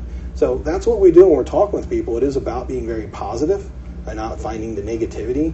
And when we find how people are different, it is finding the negativity. It's finding how we're different. And when we're analytical, it is kind of easy to do that. It's like, oh, that person does all this and I don't do that. See, that's a very negative way of being, right? We want to find the things that we're common with. It also is going to help you be happier in life when you find commonalities with others. You're going to start to realize that, like, we all are very similar as human beings. Like, I have friends that are so diverse, from age group, women, men, 20, 50, 60. It just doesn't matter, because I'm able to find commonalities with people, and I find a lot that I like about them. And I really mean that, right? It's just my friends, so I don't have any reason to lie about it. I just enjoy being with them. So, some examples. Does anybody have, like, an example of how you could find a commonality with a seller, or even a friend, or anyone in life? Yeah, Carlos. Like, you go see somebody that may have been in the military. Oh, You got, that's a huge commonality, obviously. But what is the biggest break in rapport when someone's, like, in the military? What branch were you in, Carlos? oh, I wasn't in. No, like, that's what they would say. Like, what branch? Oh, you were in the Navy? Oh, those bums, right? Oh, man, I was in the Army, right? You see what I mean? They find, like, instant break in rapport. But the reality is you both served your country, and that should not be a break in rapport. You see the difference? And there's a huge commonality. That's a really good commonality when somebody served their country and risked their life. That's something that's very, it's a small group of people. But most people, we tend to break rapport. Oh, you're in this, or you played basketball. Oh, for that school, that sucks. Like, I played for this other school. You guys are my rivals. But you both played basketball. You're a very small group of people who played college basketball. Right, so yeah, great example. And then you see, I'm just giving you an example of how people could break rapport. Make sure you're not the person pointing out the differences. Point out the commonalities instead, and ignore the differences. Like, unless they say that, you're like, oh, that's funny, man. But we both served our country, right? It's kind of cool, and it was very, very meaningful for me to do that. And then it'd be like, for me too, by the way, right? Now look at the connection you have. You're away from, like, I was in the Army, you were in the Marines, because I know there's a little beef between, like, West Side, East Side, right? Well, we're both from the hood. That's my commonality. So give honest compliments. It's a really big one. Like, anyone have a problem with giving compliments? I struggle with it a little bit. I've had to learn it. But because my analytical brain's always finding the differences, and I'm like, tone that down, Mike, because there's like some really good people, and when you give honest compliments, then people like them. When you get fake, phony compliments, then that's not good. People know, like, don't give a fake compliment. But if you really like the jacket he has, which I do, by the way, because I've proven it, because like it's every one of my pictures you'll see, it's a good jacket, right? I really liked it. It's a perfect color, right? So it's cool stuff. There is a lot that I like about so many people, and when I give those honest compliments, people like me for it, and I show them that I like them, right? That I also like you in return.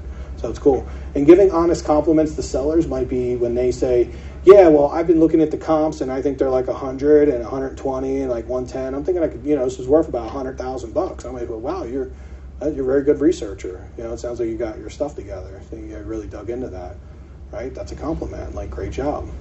Even if it's wrong, by the way. Doesn't it feel weird telling them that if like you're thinking it's only 80? Like, we tend to want to break rapport and say, I know you think it's still 120, but it's really 80. Like, we never correct people. Never. Until what we'll do is we'll lead them down the path to show them the comps, let them self-discover what the comps actually are, so that we're not breaking rapport with them and telling them that, no, it's 80 instead of 120. See, the old Mike used to be really impatient, be like, no, it's not 120. Come on, it's this, and let me show you. Like, this sold for that, and that sold for this. And they'd be like, okay, I hear you, but they wouldn't totally believe me. The new Mike's like, well, do you mind if we look at some houses? It seems like you know the neighborhood really well. Maybe you can give me some feedback, and then we can have a discussion around some of the houses they've sold. And we start to discuss the price. And then they start telling me, well, wow, this one only sold for 90, and this one only sold for 75, and this one sold for 80. Like, I'm feeling like some of my comparables might be wrong. Like, I'm kind of seeing that too. Like, we can guide because we want to agree with them. If they're like, well, mine's better than all these. Well, how so? Tell me more about that, right? And then they start to self-discover. Now, we do have some people that you can do all this with, and they're just like on another planet. That happens, and there's nothing you can do about it. But for the most part, like 90% of people will self-discover into what the answers are. If you put little clues in front of them, they will figure out how to come to the right conclusion. Because we're all very smart as human beings, but home sellers generally don't have like access to really good information. So our job is to kind of give them that great information and educate them, so we can help them self-discover. And when they figure it out, they own it. It's called having buy-in. They own it. But when we tell them, they resist it. Because, again, it's us trying to be right by making them wrong. So no one likes to be wrong, so they resist it. So we don't do that. And never disagree. I basically jumped into that very quick. But on a high level, never correct anyone. Like, think of some things that sellers say that are incorrect to you. Has anybody had a situation where you talk with an agent, and she's like, well, this is a really great house, and, this one's going to go for a lot of money, and, I'm thinking it's going to go over list, and you're thinking, well, I need to offer $20K under list. Like, we would want to start correcting them. But we don't. We're like, yeah, it's a great house. I agree. Awesome. I might be coming in a little under list with that. Do you think that would be offensive or something that your seller would consider? And now they're like, yeah, you might consider it. You see, because we're having a nicer conversation. Yeah, Carlos. Yeah, but I've been hearing lately from sellers, they're talking about Amazon coming, so the house is going to, they try to sell you on future. Yeah, 100%. Amazon Prime my house. Like, and you know what I would say to that? What's the best way to overcome that objection? Agree with Yeah, agree with them. You're like, oh yeah, Amazon's awesome. I love Prime. I'm watching a show on Amazon right now. You got Prime? Right? Oh, you got Prime too? What show do you like? I love that show. Build more commonality and then act like that whole Amazon thing. It ain't real, by the way, because who knows what that's going to mean. They ain't even talking about Under Armour coming to Baltimore and values doubling. Man, ain't nobody cares about Under Armour. Like, the hood's still the hood, right? It ain't changing a bit. Like, there's not, they're like, oh, Courthouse was coming to Brooklyn. They're like, you should buy up. Donald Trump bought some waterfront in Brooklyn. And they were like, it's going to double in value. That was 15 years ago. It's the same value 15 years later. It literally hasn't even appreciated like every other neighborhood. So I'm like, Donald Trump basically like destroyed the value apparently. I don't know what he did, but I'm not political, but I'm just saying that was a big thing everyone was telling me for many, many years, that, well, Donald Trump bought some stuff. He's going to put a casino in Brooklyn. I'm like, nobody's putting a casino in Brooklyn. Come on. Like, it's Brooklyn, man. Like, nobody's putting a casino in Curtis Bay. Like, that's just not going to happen. There's too much crazy stuff going on, and there's too many better places to put a casino. which by the case, they did not put any of that in there 15 years later. So yeah, Amazon, I just ignore the objection, ignore it, and just say, oh yeah, and agree with it, and then just find more commonality and move on. But you see how easy it is to get trapped into that? Because the old me totally would have been like, well, yeah, I hear what you're saying, but we got to buy on what it's worth today. Obviously we can't wait for a bunch of years to figure that out, and it might happen, it might not happen, and people would be like, yeah, that makes sense, I guess you're right. But what was I doing? I was breaking rapport with them. I was disagreeing with them. And at even the smallest level, if you disagree with someone, it makes them subconsciously like you less. And what do we want to do? We want people to subconsciously like us more. So we have to kind of be more agreeable, which isn't easy for me because I'm analytical, so I kind of have the facts a lot of times. So I'm like, well, Amazon's not going to do this, and I've done the research. So I got to hold that in and keep that to myself. That's for a nerdy conversation with Carlos, but not for the seller. Let's keep it away from him. So that's how we build hyper rapport. Hyper rapport makes your sellers like you so much that they only want to work with you. It's a real thing. They totally only want to work with you. Delante's first deal he did, he got them to accept $10K less than the next offer. On the MLS, they got a $10K higher offer, and they took $10K less because they said Delante's offer was trustworthy and the $10K higher one was sketchy, his exact words. Hey, there's a sketchy offer, and we're not taking it. We like you and Delante, we're going to work with you. And I was like, okay, great. Well, I like you too. Let's do this. And we did it, and we ended up getting it $10K cheaper. And we needed to get it $10K cheaper, by the way. We couldn't have bought it for $10K more. And maybe the $10K higher offer was sketchy. I don't know. But I have a belief because they liked us so much that they probably were looking for reasons to dislike the other offer. It's hard to like two people, right? It's kind of hard to be loyal to two people. So I think they were looking for reasons to dislike the other offer. So what they were doing is they were being very hyper-focused on the other offer and all the little indiscrepancies. And ours was like, yours is great. And I was like, well, I hope so. You wrote it.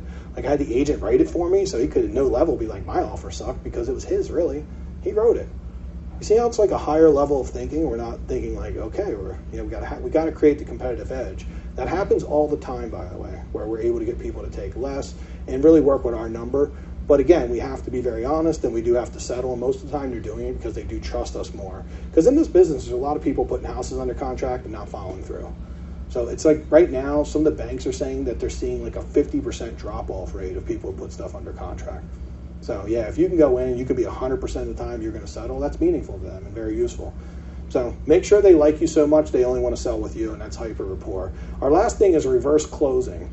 So like I said, we don't want to, you ever heard of ABC, always be closing, right? We kind of want to never be closing. We don't need to close people. Let them close themselves. They'll let you know when they're ready.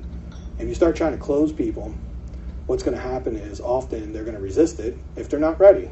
So I usually allow them to give me the cues to tell me when they would like to close themselves and work the deal out. When would you like to have this done by? How are you feeling right now? Is there anything else I can do? Or is there more we need to research or talk about before we can make a decision? All these questions as we're having these conversations, they start guiding me and telling me what to do.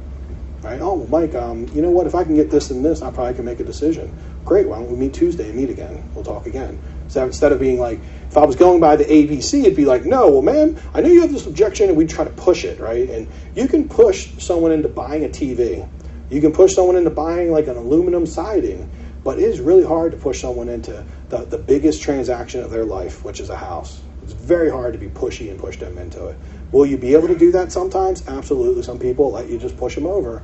But the reality is then they get unhappy later and they want to back out the deal. They want to nitpick you. They want to get on Facebook and say you're an animal and you're the worst person ever and you're going to get a 1-star review, which is not good. We don't want that. We don't want that. They're going to get a little, what is those things, little poking things, or they poke you? Little voodoo doll, exactly. And it's going to be of you.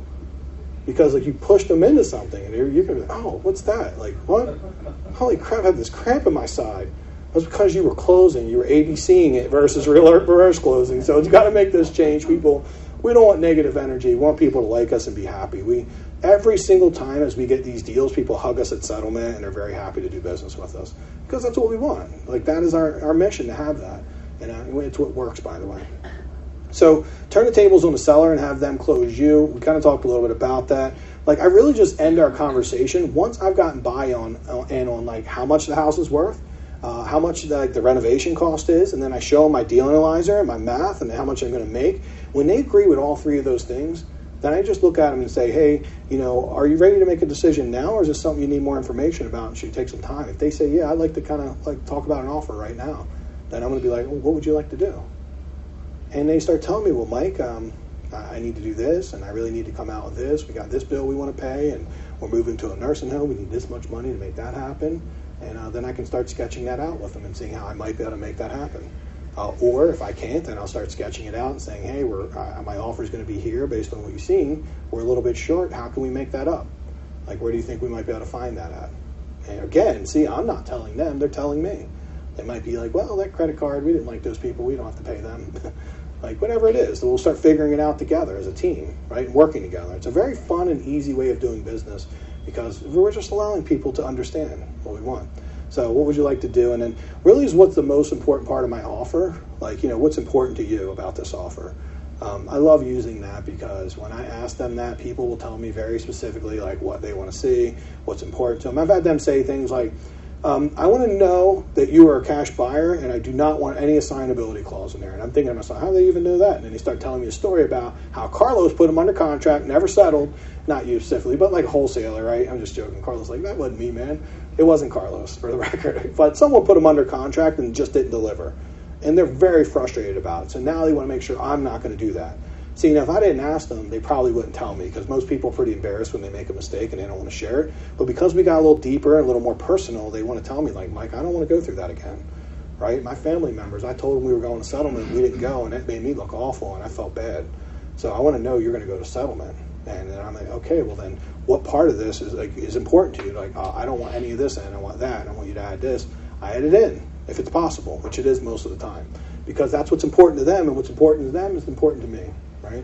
So that's kind of the key to it. What's important about my offer, they will tell you exactly what they need to hear in order for you guys to do business together. Pretty cool, right? Right? What do they want? Not about us. So, pretty important stuff. And then really quietly closing through the conversation. You're going to be doing a lot of this closing throughout, where you're kind of like, reverse closing the whole time and constantly asking, qualifying. You're kind of setting the stage the whole way through, right? And when you get to the close, I think Delante's seen enough of them. He's probably the only one here. But isn't it really interesting when we go to close them, how it's almost like I did nothing? Yeah. And he's like, it's weird. You just told them the price, and you were like, what do you want to do? And they were like, Mike, and he told you exactly what to do and then signed the contract.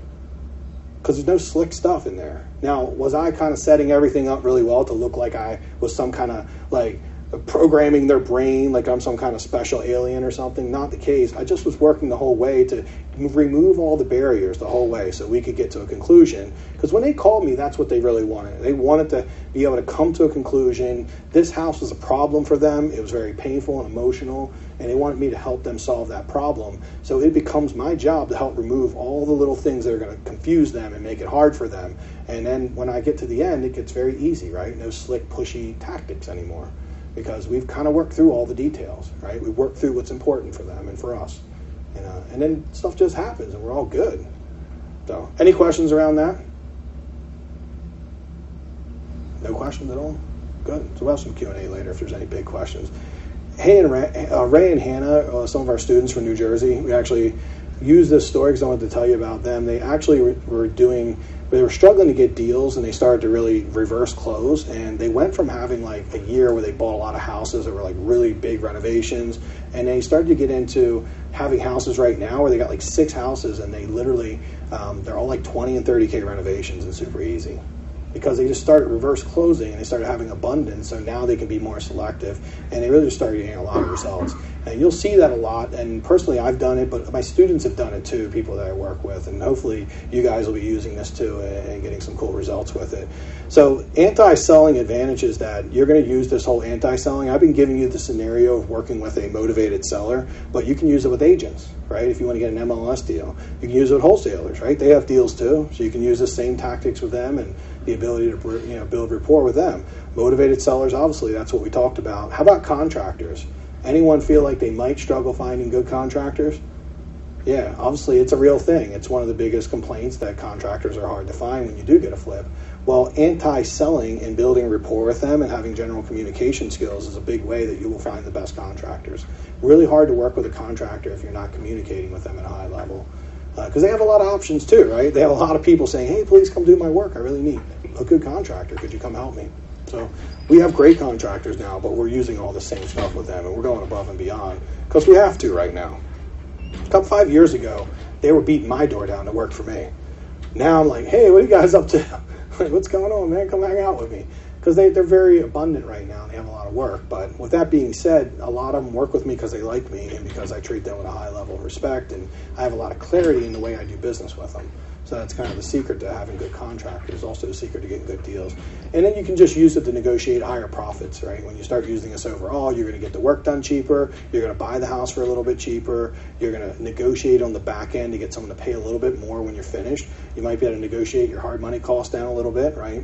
Like, hey, maybe you can get a little bit of this off. You know, you can use it all across the board. There's going to be negotiation that you want to do. And little wins are big. They add up. You don't have to take and get your hard money down to 5%. But maybe just getting it down 1% or half a point off. You know, those things make a big difference, right? If you can get stuff like that. And then less time wasted. When you're working with the right people, I'm able to flip like a $60,000 house. It generally takes me about 5 to 6 weeks from start to finish because I have a really strong crew of people that do exactly what you say. I also sell those on average in about no more than 14 days on the market. Everything's gone because I price it really aggressively and everyone fights over it.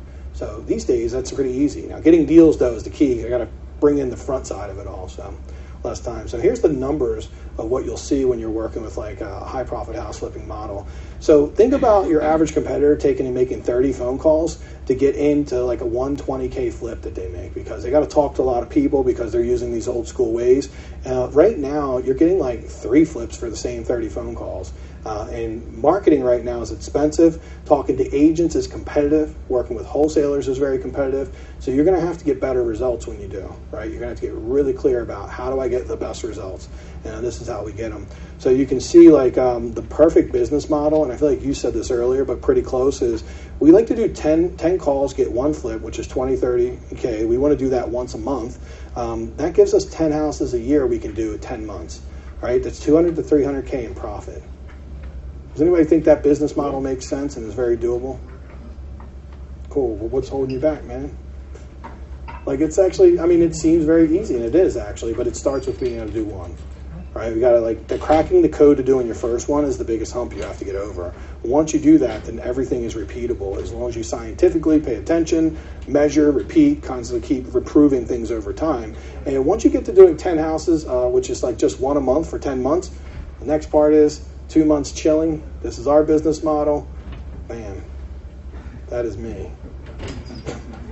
So this model doesn't have to be yours, but if you did want to do something like this, you could do 10 houses a month, like 10 houses a year, which would be 1 a month, and you could take off January and February, or like December and January. They're 2 slow months for us. It'd be cool to like go find somewhere warm. I know if I had to leave, that's the 2 months, I'm pretty much gone. Like I'm in Costa Rica, Florida, anywhere but the snow in here, because it gets really cold, and I don't love the cold, and I'm not a big snow fan, right? Unless I'm like, I don't like to be stuck in it too much and, cleaning up snow. So I kind of just disappear. Now, I'm still working when I'm in Costa Rica and all that, but I'm just like, I'm kind of laid back in those months. So I kind of, as your business model, you can do really well and take 2 months off a year. Can you imagine being able to take like 2 whole months off a year, like for the people who don't like winter here? It's kind of cool, right? I still haven't done it because I'm a little too ambitious, so I don't like to take off those 2 months, but I travel for most of those 2 months, and I work from where I'm at. So I remotely work in my business when I'm gone those months. So I can only go wherever there's Wi-Fi, I'm all good. So who thinks that you could talk to just 3 sellers a week? Does that sound pretty real? Like, easy, right? 3 sellers a week. So if you're able to do that, you can make 20 to 30K a month. It's that simple. It's a very simple business model. Is it hard to get started? Yes. But you're going to need to know how to get started, what to do specifically, so you can start taking the right action. Because if you don't, then it is very hard. For me, when I first got into this business, I spent 9 months, 6 years thinking about it, first of all, reading books, super slow about it, like being all nerdy, like, oh, 1 more book and I'll know what to do. And then when I decided, like, a friend kind of was like, look, we're going to do this, and we went out and started actually seeing houses, I feel like we were in the game then. And 9 months, we got nothing. Like, agent was taking us house to house to house. We're making offers. We're losing every time. And I just couldn't figure it out, honestly. And I was working really hard. I really wanted to figure it out because his friend just got like $250K, and he's like, I want to invest $250K in a house or whatever it was we had to pay. But he had money, and I didn't have money at the time. So I was really happy to have this friend who was willing to bankroll this dream of flipping a house. So we didn't find anything. I ended up going to a seminar much like this 10 years ago, and I met this crazy dude that ran all around and had a wallet that caught on fire. But man, he'd been in the business 30 years, and he'd done a lot of deals, and he knew how to talk to people, how to market, and I decided to pay him $15K to coach me 10 years ago, which was probably about $15K more than I had spent on my education in my whole life, because I legitimately had never paid for education, but I wanted to be a house flipper, and I knew I was doing everything wrong, so I ended up paying him. 6 weeks after I hired him, I got my first deal. And it literally was just I started doing the right things. It ended up being a wholesale deal because it wasn't a good fit for what we wanted to rehab. But I made $16,000 on it, and I gave him his $15K, and I kept $1,000 for myself. And then 3 weeks later, I got my first rehab. And in that year, the 12 months after that, then I ended up getting 12 deals, another 3 or 4 rehabs, and some other wholesale deals. And that I saved all that while I was working. I had about $80K in the bank, which was because I saved the money I'd made, which was about $80K net after paying partners and marketing and all that. And I had $80K to get started, and I took the jump and quit my job 14 months after I got started with that coach. So it was hard 14 months because I was doing 2 things at once. It was a lot to do, right? Trying to do 50 hours a week at a job, and then every night and weekend I'm everywhere with a hammer, don't know what I'm doing. I'm not very, I didn't know how to do a lot of things. I knew how to do flooring because that's what I did for a living, but I didn't know how to do anything else. So that's how I got my first flip and got into it. And that's kind of the business model, right? And every week I would talk to a handful of people. I just keep talking to them consistently, and I kept getting deals. But I had to get very consistent about talking to people and doing it the right way. So pretty cool stuff. So what we offer, if anyone would like to work with me and have me teach you how I do this and really hand work with you, like you want to get into the business, I offer free strategy sessions, and we spend about 45 minutes on the phone with you, really kind of just walk through what you're doing. They don't cost any money. I don't sell you anything, no hardcore sales, like, because, I just told you we don't do that, right? That's not what I believe in. But I'll walk you through a business plan that I think would help you understand like your best next steps. And you totally could be like, Mike, could you help me with that? And I'd be like, well, here's how much I charge. I keep it very fair. It's a lot of time we work together. We're really going to help you be accountable and get results. And I'm going to teach you exactly what I'm doing in my business. I give away 5 of those every month, by the way. So if anybody wants to book one of those, talk to Delante. But it is just 5 of them because they are 45 minutes each. It's a lot of our time. So we don't have that much time every month. But there's a couple people in the room that want to talk about it. And again, like I said, no obligation at all. Also, if you book your session, just go to the back room, give Delante a high five. Are you going to give him a high five? Anyone? Don't be messing around. He's expecting that. And schedule time to talk whenever it's good for you, and then just make sure that you attend the phone call, because I do charge $500 for those phone calls. So legitimately, people pay me $500 to spend an hour with them and really break their business down for them, because it's that helpful, right? And if you're new, it's even more important because there's a lot of things you think you need to do, and I can really help you clarify. Like you don't want to do that. Like if we can look at your plan and you think you got 10 things to do, and I can be like, look, these are the 3 things that are going to make you money. Like let's get rid of those 7. Those 7 are what's sabotaging your results. It's the reason you're not getting deals right now, because we've got to get rid of those things. So it's a very valuable hour. So just make sure you show up for it, just out of respect and being nice. Or if you can't make it, just text and we'll reschedule for another time. Pretty cool stuff. Basically what I'm going to do is I have some free stuff for you guys, and you guys know, no negative people. I always got to say who this is not for. So if you're negative, I think we're clear that I don't want to work with you, right? Because I'm trying to be positive. So I like negative people, and we can talk crap about people and judge some people, but I'm trying not to be that way. So ideally, if you're going to have to be positive to make it work. It's not going to be a quick fix. You hear this from a lot of the gurus where they tell you how to try to quickly fix your business. There's no weekend seminar where I can teach you how to flip houses. It does take time working with you and really working through all the things that are holding you back, right? It's going to be a time thing that you do over a few months. I think Steve and Cinnamon, how long have you been working with me? Since May, I believe.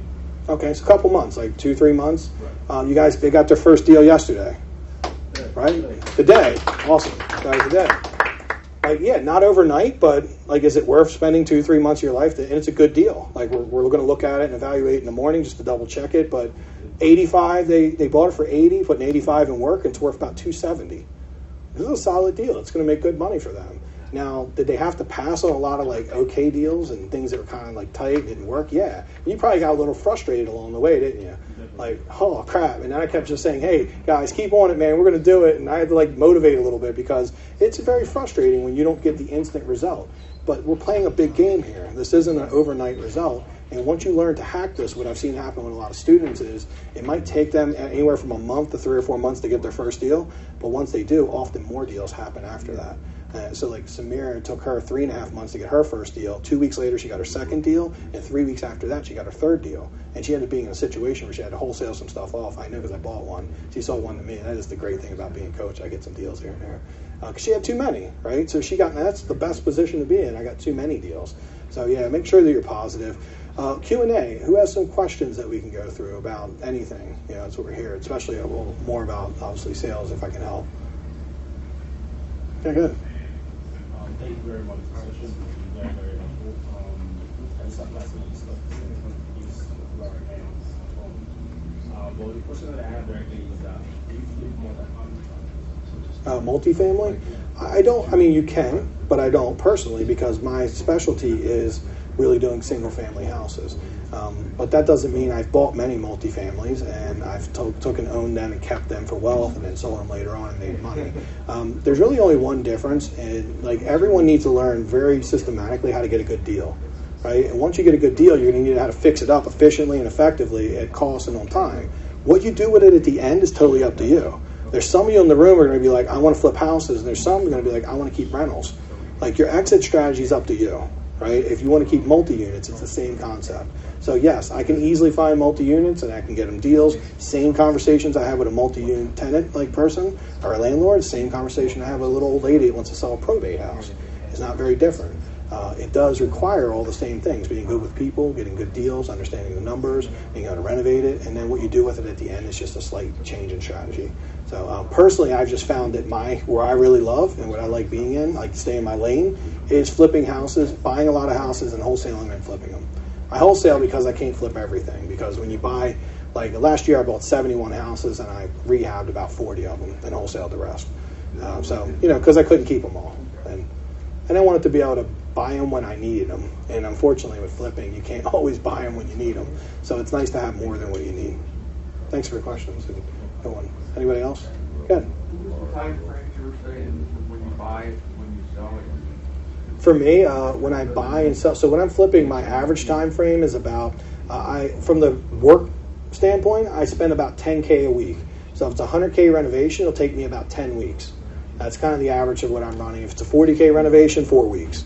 That's where I'm running. So that's kind of where my speed is. I would say that's very fast, right, in general. If you could do, say, a 50K renovation and do that in 2 months, that's very reasonable also. You'll make money doing that. When you start to get to where it takes 3 or 4 months, you're going to lose a competitive edge, and you're not going to be able to compete with a lot of people. So you want it to be around somewhere like anywhere from like $7,500 a week to like $10,000 a week is good.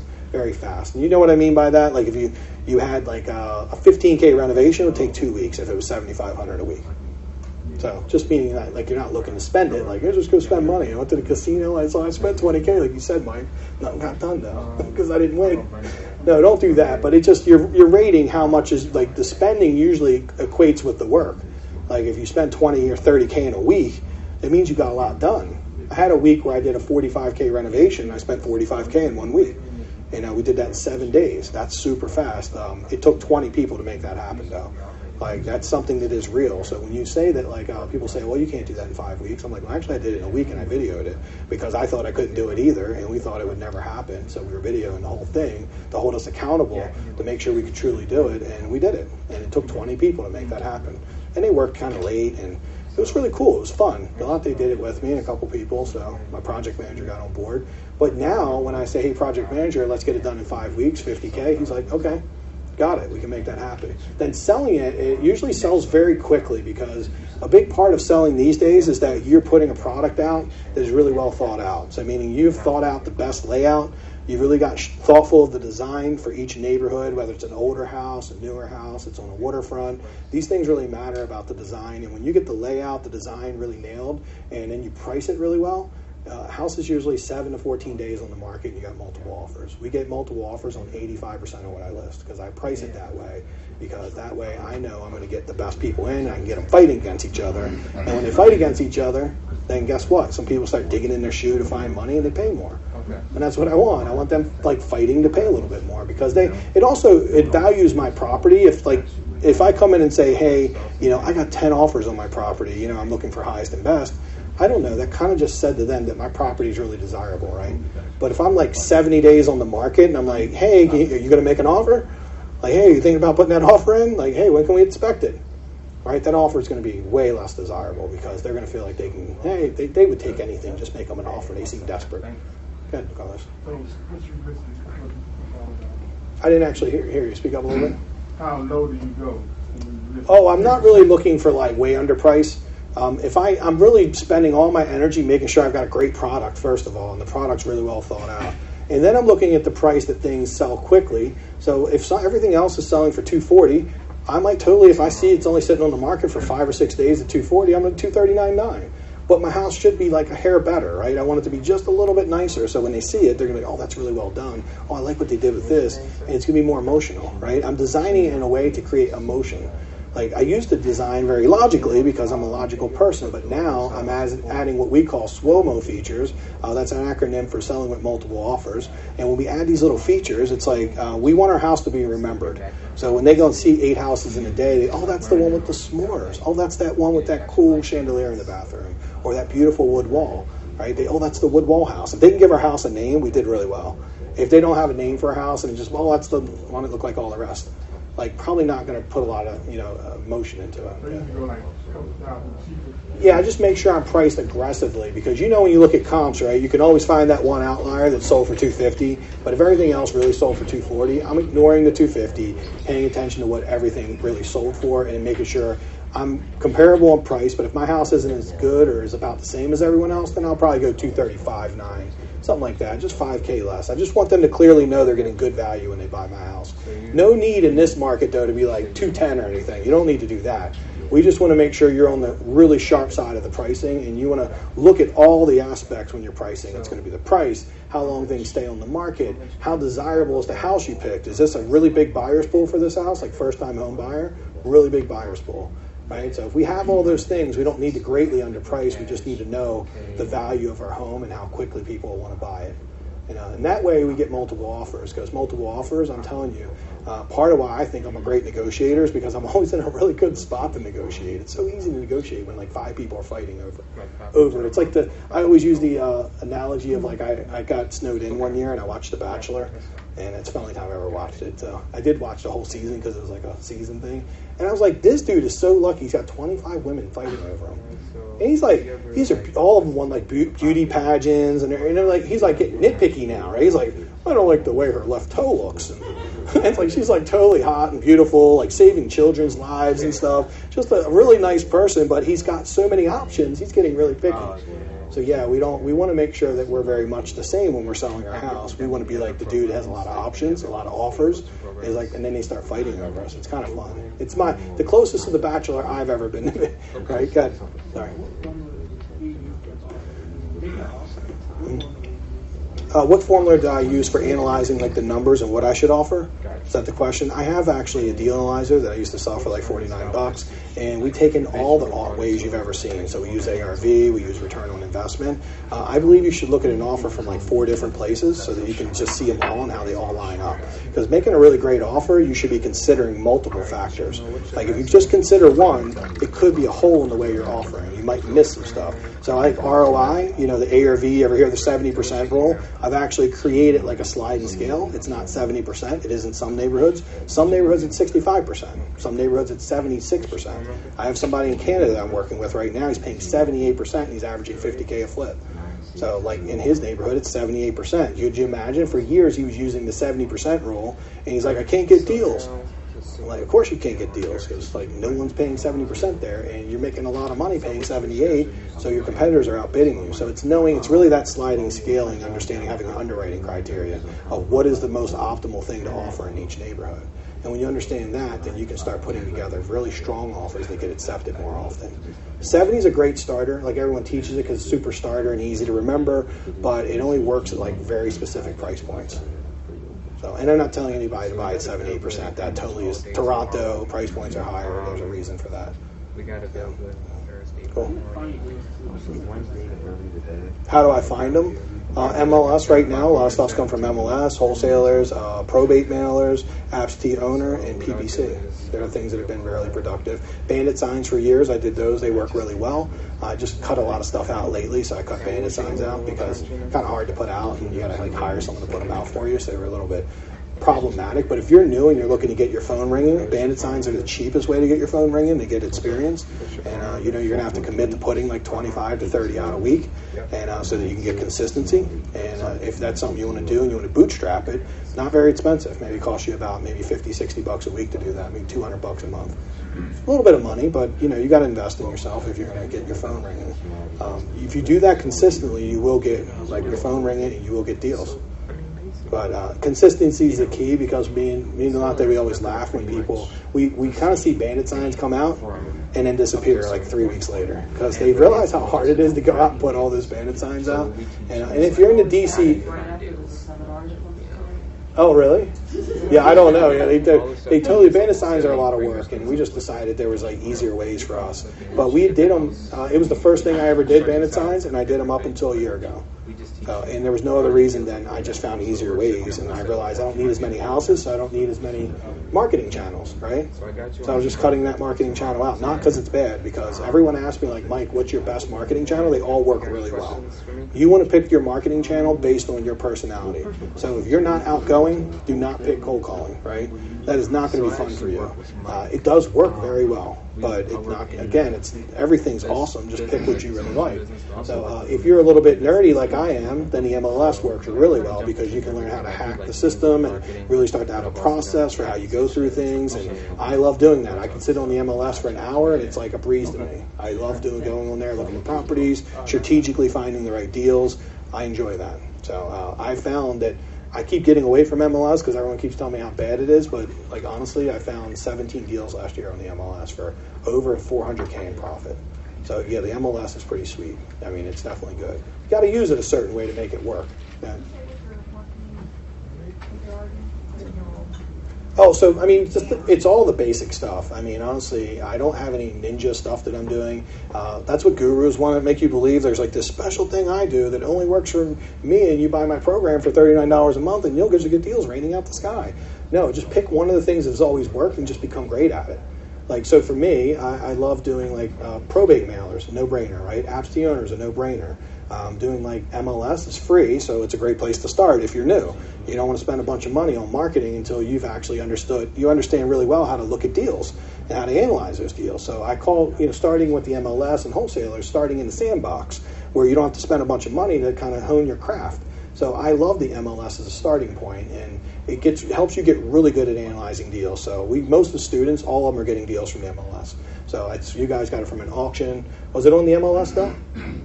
No, but you got it from like an auction, so very similar. Found the house next door on MLS. MLS, okay. And then you seen that one? So inadvertently the MLS, right? It's like, okay. But there's MLS deals like crazy. They'll contest it every week. I'm like, I got a deal on the MLS. Here's how I got it. And I share every little thing I do so that they can copy it and do the same thing. So free sources are a really awesome place to start, whether it's auctions, MLS, and all of them work. There is going to be a very different strategy how you make them work. So that's something you want to consider. But the key is don't try to do 5 things. Just pick one. Say, I really enjoy this, and I'll show you how to make it work if we work together. Or if you see me at the next meetup, ask me. And I'll tell you, like, okay, this is some things you want to consider, and that would really make it more profitable for you and make it work. Cool. And then I'll go to you next, okay? I'll go first. Yeah.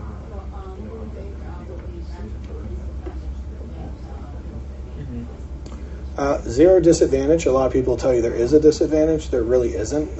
I have one, so I would do nothing that's a disadvantage. I'm very methodical and thoughtful. So I spent 5 years figuring this out and thinking about it. So I tell you, I actually made a good choice. The advantage is you can sell your own properties as a real estate person. When you sell your own properties, you're going to save a lot of commission. Right now, it's very easy to sell your properties, and no one will fight for your property like you will. Like an agent just inherently is set up to fail because they have to worry if they try something too aggressive that you're going to get really angry at them. But if it's your own property, you can take very, very well calculated, aggressive actions that are going to produce a lot of income for you. And you can do that as your own agent. And it doesn't take much to learn to do like that specific job as your own agent. What's trickier about being an agent is when you're representing other people. But when you represent yourself, pretty certain you're not going to get any complaints, right? So there's no legal issues that we can, So, how much money do you have? There's not. I mean, no, there's not at all. You just have to disclose. So we use like a single page contract, and then it says right in there, I am a licensed agent or I am not a licensed agent. We just check off whatever box complies. So it's that simple, and that's enough to be in compliance. A lot of brokers will tell you they don't think very real estate related. They'll say you don't want to do that, that's illegal. But you have to go with an investment broker. There are investor brokers, and they completely say everything that everyone else says is crazy because they understand the law in their favor. And believe me, I've been an agent for 4 years now, and I wholesale deals on the MLS. I sell deals, I buy them, and it is not. I've not skipped a beat. And at many levels, I'm able to get on the MLS, which is really amazing. I'm able to get lockbox codes for myself, so I can go see a property. I got a Central Lock card, so I can get in while others are waiting for their agent to come. I might be already there, looking at it on the phone, trying to make a deal. And they're like, "Oh, well, my agent can meet me at the house tomorrow." Well, guess what? Mike Green's going to do his best to make sure it ain't there tomorrow. So, yeah. Yeah, I actually saw a house earlier that day. My wife had saw it, he had access. I had to wait for my agent. I was working with it, I didn't get it till either that night or the next morning. So I got out to it and locked it up. So. And that's the only one ever, but yes, I normally, and a lot of times, I'll just even give some of the stuff to my students as I'm actually right in the process now because I get more deals than I need to just get properties. But yes, that was like, dude, I closed that one. 26K over list. Yes. But it was a good deal. So that was actually the way I won. I mean, I legitimately, we searched and seen it at 11. We were at the house by 1 and had the offer in by 1:30, and he had taken it off the market at 1:30. I convinced him to do all those things. And we got a deal. We paid $26K more because it was listed at 50. It was worth 210. It needs 65K in work. So I ended up paying 76. I'm putting about 65 in it. It's worth 210. I'm going to make about 35, 40K on it. And it's in Brooklyn Park where I grew up, so I'm very happy. It's 5 minutes from my project manager, and it's close to home. So I like the deal a lot. That's why I was very quick on it, because I really like the deal. And I sold one to a student, so I actually got that one, and sold another one to a student. The one that you said you didn't like that much, the really big one. Remember that one? Yeah, I sold that to Robert because he works in that area. He likes those 90K flips. It's like a 90K flip. I sold that to a student and then kept the one closer to home. And that's what we get to do when we have a lot of abundance, right? We got enough deals. We can say, hey, would you like that deal, Steve? And Steve might be like, sure, that's close to my house. And then you might find something that's not so close. So like if I get a Westminster deal, I'm going to sell it to someone in Westminster because that's really far from me and I don't want to drive there. It's not worth it for me. So I'd rather sell it and make 10K and then just keep something closer to home. That's how you pick the best deals for yourself. It really isn't about profits as much as how easy it is and how easy it is to work with. And I'm sorry, you were next, again. I think you raised your hand. Okay, cool. You were just like stretching. He's like, yeah, it's all good. Yeah, Carlos. For me, I never had good experience dealing with wholesalers. It always seemed like, PPPC, Yeah. they're always bringing you deals. Yeah, take it on beat off the bound. right. Yeah. I mean, most of the time, It's they criminals. don't negotiate right, so they already come in too high. We have Yeah, I mean, I bought 7 or 8 deals last year from wholesalers, and how we work with wholesalers is you got to see a lot of them. He's absolutely right. Like every day, a lot of wholesales come into my computer, and I have a really good system for saying no, no, no, and that's how quick I'm saying it. Like no, oh, that looks like something I've done before, and oh, how much do they want for it? 80? Yeah, I usually pay like 70 to 90 in that neighborhood. Cool, send that off to. Let's look at that one, and it'll be like 1 out of 50. 2 out of 50 maybe, and then the other 48, I'm just like, nope. That's the only way you can make wholesalers work is you got to bring a lot of volume in, and you got to be really good at like removing the 48 and not getting bogged down by it because the numbers like they'll be like worth 300 and 30K in renovation, needs full renovation 30K. And I'm like, that don't really sound very good, very accurate. We had a joke with wholesalers when they say 30, we just double it and it's 60, and it's kind of scary how correct it usually is. And just because they're looking at it from a very positive standpoint, so they want to see like best case scenario. And yes, if you were just going in and made it livable, you could do that for 30. But if you want to do a higher end renovation, that's going to get top of the market. That is more like 60 usually. So that's the stuff we figure out with them. But you can get deals with them, but there's some certain tactics that'll work, and other things will just drive you crazy. So we learn how to stop doing the things that drive you crazy. Oh yeah, for sure. So there are some out there. PG County, I got a couple recently. Actually, I had some wholesale too. One in Bushy and Temple Hills. I'll call you. Pretty solid too. No, I'll call you. You'll call me. Okay. Yeah. Got it. Happy to call you too. Mm-hmm. Is that just in addition to the normal, like, mimic and mirror and the eye contact and some of the old just standby, like, Yeah. Yeah, NLP. A lot of stuff you've done is like NLP, so neuro-logistic programming, and it's just a communication. Yeah, it's actually some additional stuff to that, newer stuff that we're using with it. And those techniques are still really widely used. You should mirror and match, have similar. You should be yelling if someone's quiet, and if they talk really slow, you should be like, oh, like me, I got to slow down. I've had somebody say, you talk really fast. They wouldn't lend me any money. Yeah. It's a little, but it's actually more of what's, if you're only going to learn a couple, what I'm teaching is the ones that really matter.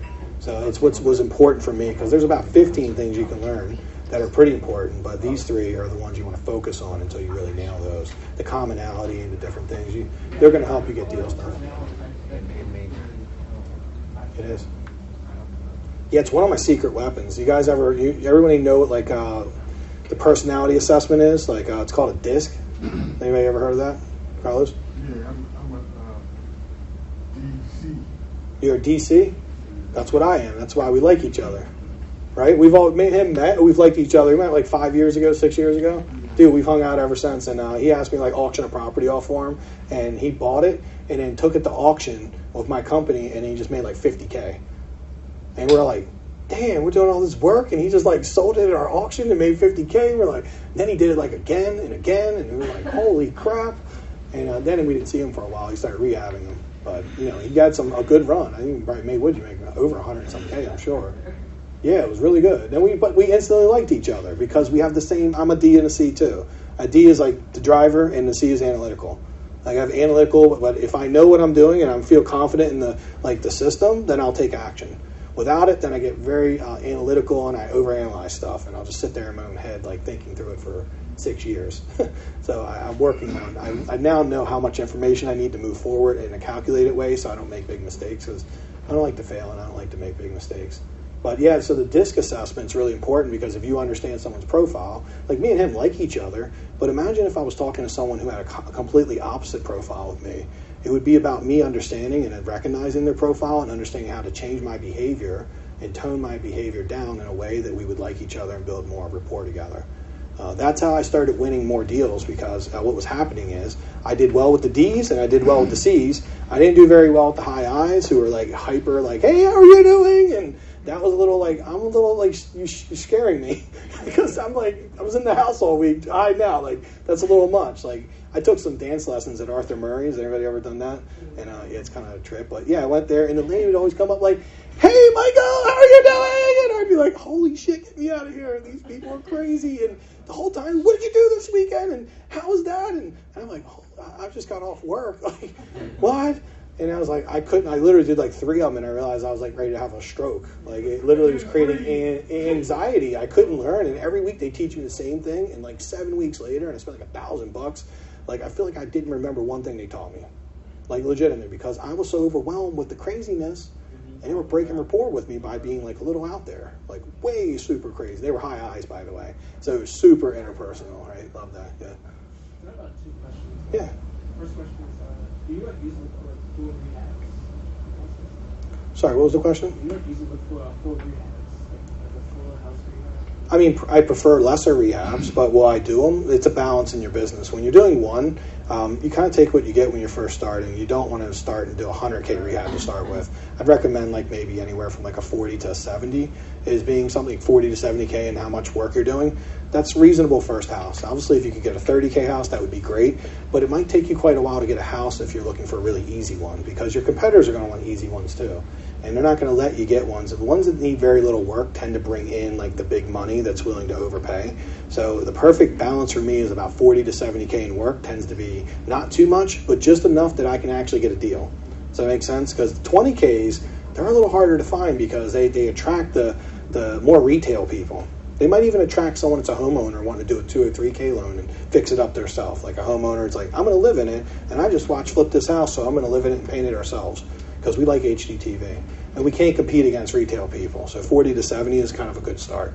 Ideally, like when I'm balancing out my portfolio, I want more 40s and 50s than I do 90s and 100s.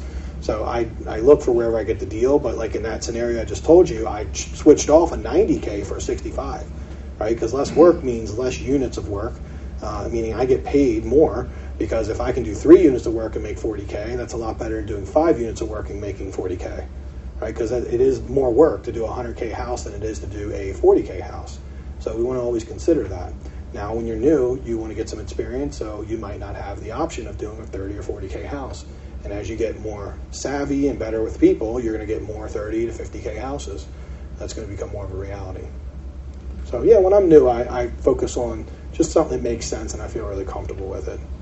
So like more that middle, that blue range, 50K. Yeah, 40 to 70 is usually going to be that sweet spot.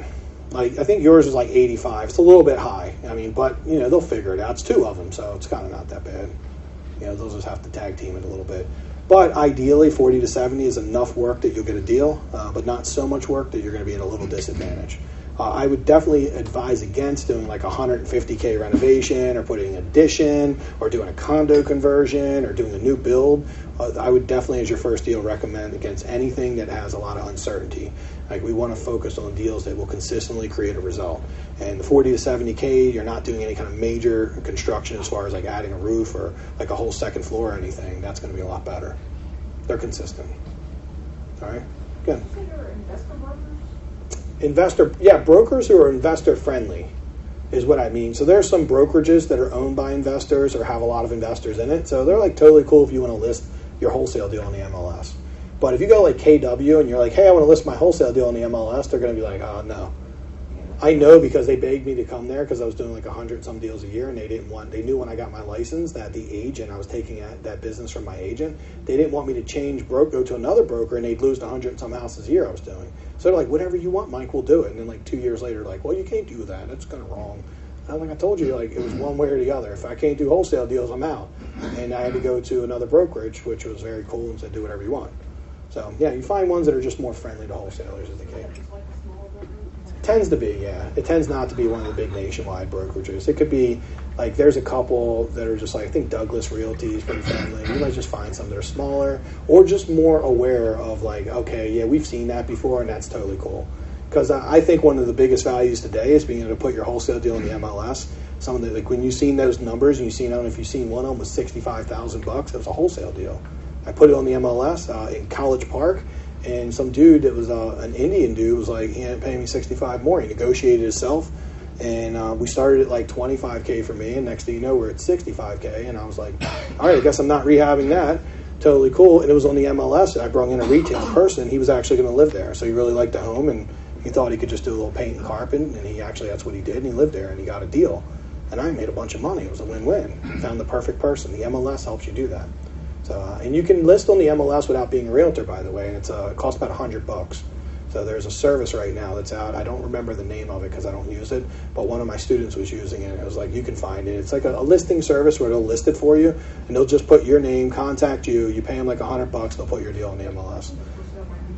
It could be. I don't know if it's for sale by owners. Which one? Flat fee. That's it. That's the one. Flat fee. Mr. Lister's one. Flat fee is the one that my student was using. It was like $100 for like 3 months or something like that. And 3 months is all you need for a wholesale deal. You'll get it done sooner than that. So, and then you're getting, like, there's no marketing better than that. I spent $100,000 over 6 years building a buyer's list of 11,000 people. I don't even know where it is anymore. Like, legitimately, every time I would run it against the MLS would crush it.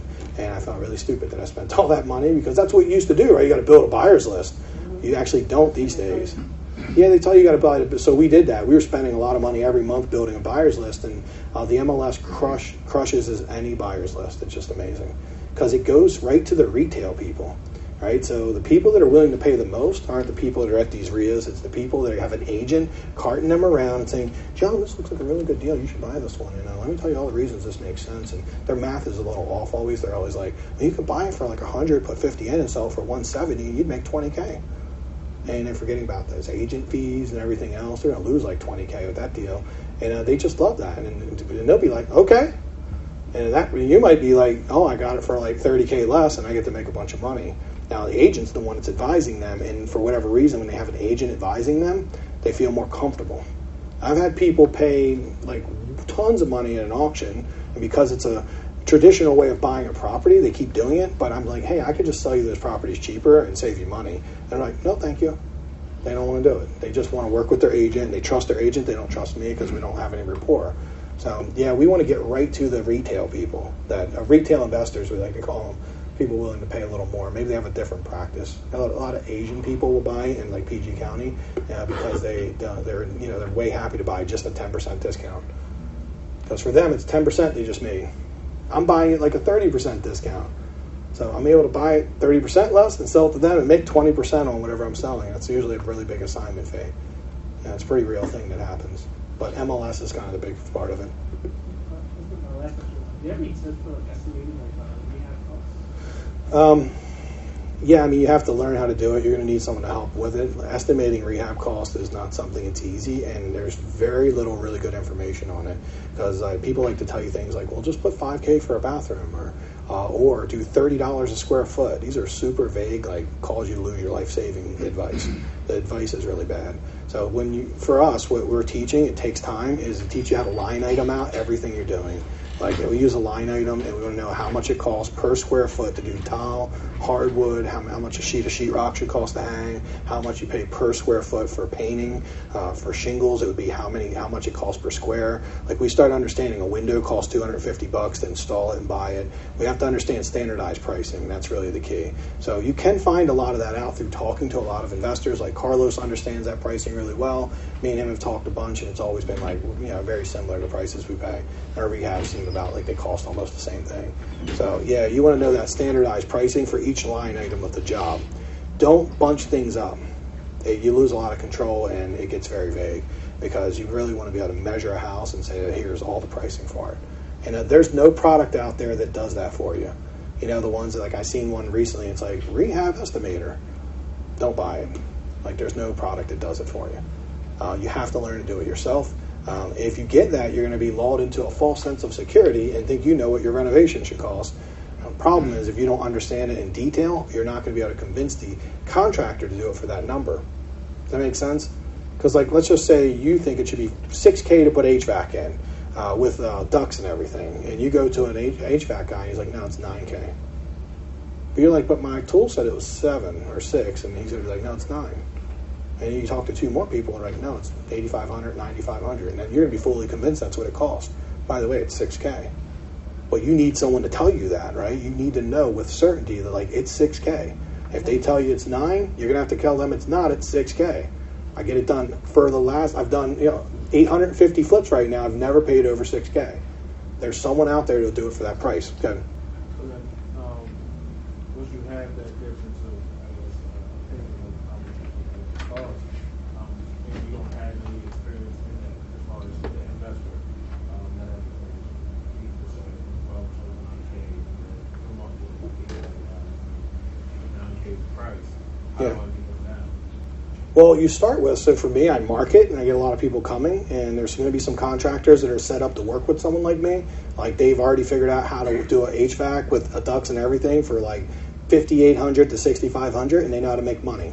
I find those guys. Those guys usually work with flippers. They're usually subcontractors.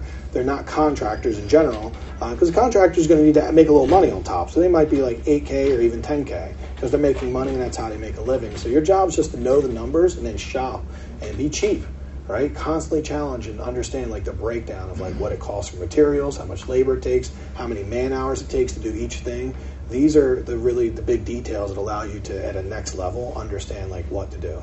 And that's not easy. I wish I could give you some easy answers for that, but that's something that you really would need a coach for, or you're just going to have to start kind of figuring it out and being super cheap about it. And constantly challenge whatever they tell you. Right? I mean, if they tell you it's 9K, I'm not saying it isn't. I'm not saying there aren't many people paying 9K. I'm just telling you, if you want to be competitive in this business and you're paying 3 extra K for one line item and there's 50 line items on your job, imagine what that's going to do to your budget. It's going to take you from me paying 60K to renovate a house to you paying 80K. What does that mean? That means you got to offer 20K less than me. Well, what world would you win a deal if you're offering 20K less than me? Right? You're just not going to. So you need to know what the average rehabber, like Carlos, me and him are completely in line. He's been in this game 13 years. Every student I work with that does 20 houses a year, we're completely in line.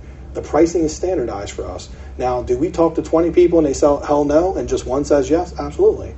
It's our job to get through the 20 people real quickly and get to the one that's like, okay, I understand investor pricing and how to do this. And know how to make money. My HVAC guy does it for $5,800 for me, and he's making $250K a year right now working for me. I know that because he actually became a private investor 2 years ago, and he told me he had $300K in the bank. I have no clue how he has $300K in the bank, and I never would have guessed because he looks like he's homeless. But he apparently ain't spending any of that money on clothes or hygiene, but the dude saves his money, and he legitimately was like, I made $250K last year. And I believe him because he's like, oh, by the way, I got $300K to invest. Can I invest with you? And I was like, sure. And he ended up investing. Now he's doing his own flips, and he pays cash for them. Like, this is a guy who's been working for me for 6 years, and he charged me $2,700 to replace a unit. He charged me about $5,800 to do a unit in ducts. That's a 2.5 ton unit. He does that all day long. Now, he's efficient, though. He can put a unit in a half a day, and he'll do the ducts and everything in about 3. He's very quick in and out. He knows how to get the materials cheap. He knows how to do the work fast. And he works for me and a couple other flippers, and that's his whole life. And he makes a lot of money because he's effective. Now, I get other people who are like, I couldn't do it for under 9 because maybe their guys take 5 days to do it, right? And that's a big difference. It's legitimately like 80% longer. So yeah, it is. Being a contractor is all about controlling like the speed you do things and the quality, and finding efficient ways to do things so you can make money, but you can also work for a price that keeps you busy. So big subject. Carlos, you have something to add? No. Yeah. That's part of what I think. Good. That's it. Oh, cool. Thanks, man. So, you and I, we kind of had a conversation before. Yeah. Kind of subcontracting everything else, actually using the GC. So, starting off, which kind of people are we looking for? Okay, we touch base a little bit. HVAC guy, electrician, and plumber, and then I guess a guy, general handyman, would do everything else. Yeah, carpenter. Usually, I would describe them as like a general carpenter who can do like cabinets, doors. They usually do tile. They can do paint most of the time. They can do a lot of things like that because they're pretty easy things to do for a carpenter. Yeah, so you're looking for that guy, and you'll figure that out too. Again. Is there a way to find hard money lenders, and do they work with first-time flippers? Yeah, they do, and there you go. There's one right there if you haven't gotten his card. So, and he's pretty reasonably priced too. I verified that because there's people coming, they're not reasonably priced, and I'm like, nah. But he's fair. And you work with first-time flippers, I'm assuming. You probably wouldn't be here if you didn't, because it's not, we have a lot of first-time flippers. So, I don't know anything other than that he's a cool dude and he comes a lot. So, you have to discuss with him. But there's him and many others. But, start with the guy in front of you who's got a card and here, obviously, willing to work with first-time flippers.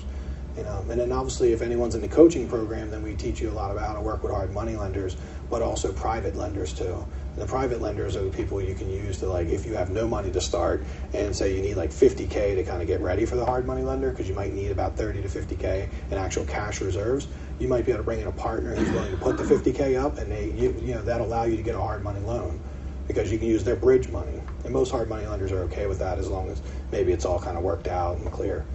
They wouldn't be able to get a first position loan. The hard money lender would, though. So that'd be someone doing more of a personal loan to you. That's how I got into flipping, by the way. I did a hard money loan, and my friend put up the gap money. And I had nothing in the deal other than my ability to work really hard and figure stuff out. That was it, nothing more. So. Good. Oh, you said it was the last question, though. But see, you're going above and beyond, man. Let's do it. All right, go ahead. How do you find good contractors? So how do you get contractors? I mean, that's a loaded question I probably couldn't answer other than I put a ton of marketing out to generate a lot of people, and then I create standards and I put them through a funnel. And I know it sounds really complex, but it is kind of. I'm putting them through a funnel and qualifying them, and I know that, like, okay, if they're on crack, they probably wouldn't be good for me because that's kind of annoying. They'll be cheap, but man, they're going to be a headache. They're going to call me every 3 hours, ask me for $20. That's kind of brutal. So I don't want that, but I also don't want someone who's coming up in an $80,000 truck and has like cool polos on. He's probably going to be a little expensive, right? I probably can't afford him. Probably a cool guy to work with, but totally can't afford him. He'll be making all the money on the flip, not me. And I got to make sure I make some money too. I want both of us to make money. So I find those people that are like really awesome people, have like very good character, really good morals, but maybe they're just kind of new and they're looking for, opportunity. Most of the people that work for me maybe only been contracting for 3 to 5 years, but they know how to do this stuff. if people take their work serious and they're really compassionate about doing great work and they're quality people, like you can figure this out 2 to 3 years, you could be a good contractor. I've also met people like, I've been doing this 30 years and I'm like, I watch them work and I'm like, I don't even know what you're doing. Like you're basically going backwards. Like they clearly have lost like brain cells from drinking or whatever it might be. Just something's kind of caused them not to know how to do this. You see that a lot. So like 30 years means nothing. An old mentor of mine told me that a lot of people like learn like the first year of their life, they learn how to do something and then they just repeat it for 30 years. So he's like, they really don't have 30 years experience. They really have like one. But he's like, someone like you, he actually used me. He's like, dude, you've been doing flooring for 5 years and you're better than most people that have been doing it 30 because every year you learned and you improved. And right, I constantly was going to like trying to get better at it, and I was trying to improve and become a better hardwood installer because I knew if I did, I could make more money, I could get it done faster, and I could be cheaper, so I never had to run out of work. And that's how I was able to make over $100K a year as a hardwood installer because I don't think it normally pays that, but I had that ability because every year I kept getting better and working at it.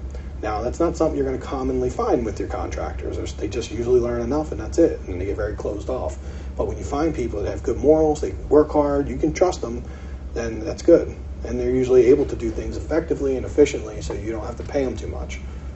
So you pay them fairly, but you don't have to overpay them is the key. So it's knowing what a good contractor is, it's marketing like crazy, and then it's qualifying through them. You got to have a system for that takes time to teach people. Right? It took me a lot of years to learn, unfortunately. So, good. Who else had a question? Is that it? All right. Awesome, guys. Well, thank you for coming tonight, man. I really appreciate it. Oh, I got some free gifts for you. Hold on. Let me give it to you so we don't... Hold on. You made it really far. So I know we talked about a lot, and I hope it was really informational. If you guys want to get the slides from the night and you want to get into free training for Thursday, you guys, if you know how to text, just text 21, flip to 21,000, and I'll text you all the information you need. That's probably the most easiest way I can get it to you. So that way it don't go into the trash. So yeah, just text 2100 and put flip to 2100, and I'll send you a link with the slides from tonight. And Thursday we're doing a free training at 6 o'clock. It's online. It's about how to talk with sellers. So it's that next level of building rapport and talking with sellers. Has anyone ever got where they don't really know what to say, or they're fearful of like talking to strangers and they like, I'm going to run out of stuff to say? Has anyone ever had that? So yeah, me too. I'm going to show you how you never run out of stuff to say. So if you want to have those 1 and 2 hour conversations, I'm going to teach you how to do that completely for free. And yeah, we're just running it. I'm pretty sure you'll like it. I taught this to my higher level students that pay a lot of money to coach with me, and they loved it and thought it was really good stuff. And it was kind of the secrets to how I started getting less shy and being more personable and being more charismatic with people, so they like me more and I get to work with them and do deals. I mean, so I'm just going to show you stuff straight out of my playbook if you guys can make it. Even if you sign up for it and you can't make it, I'll probably send you a replay, just so you know. So yeah, text this. I'll be taking this down in 24 hours, so if you're interested, just jump on and text, and I'll make sure you're in, because I'm going to close spots up. I'm only offering it to so many people because it's on Zoom, so I'm not doing that as a trick. I just only have so many spots. Zoom doesn't allow 100 people on, okay? And I already have some people already booked in. Any questions? Awesome. Thank you guys for coming and staying so long. Like, awesome. Great job, guys.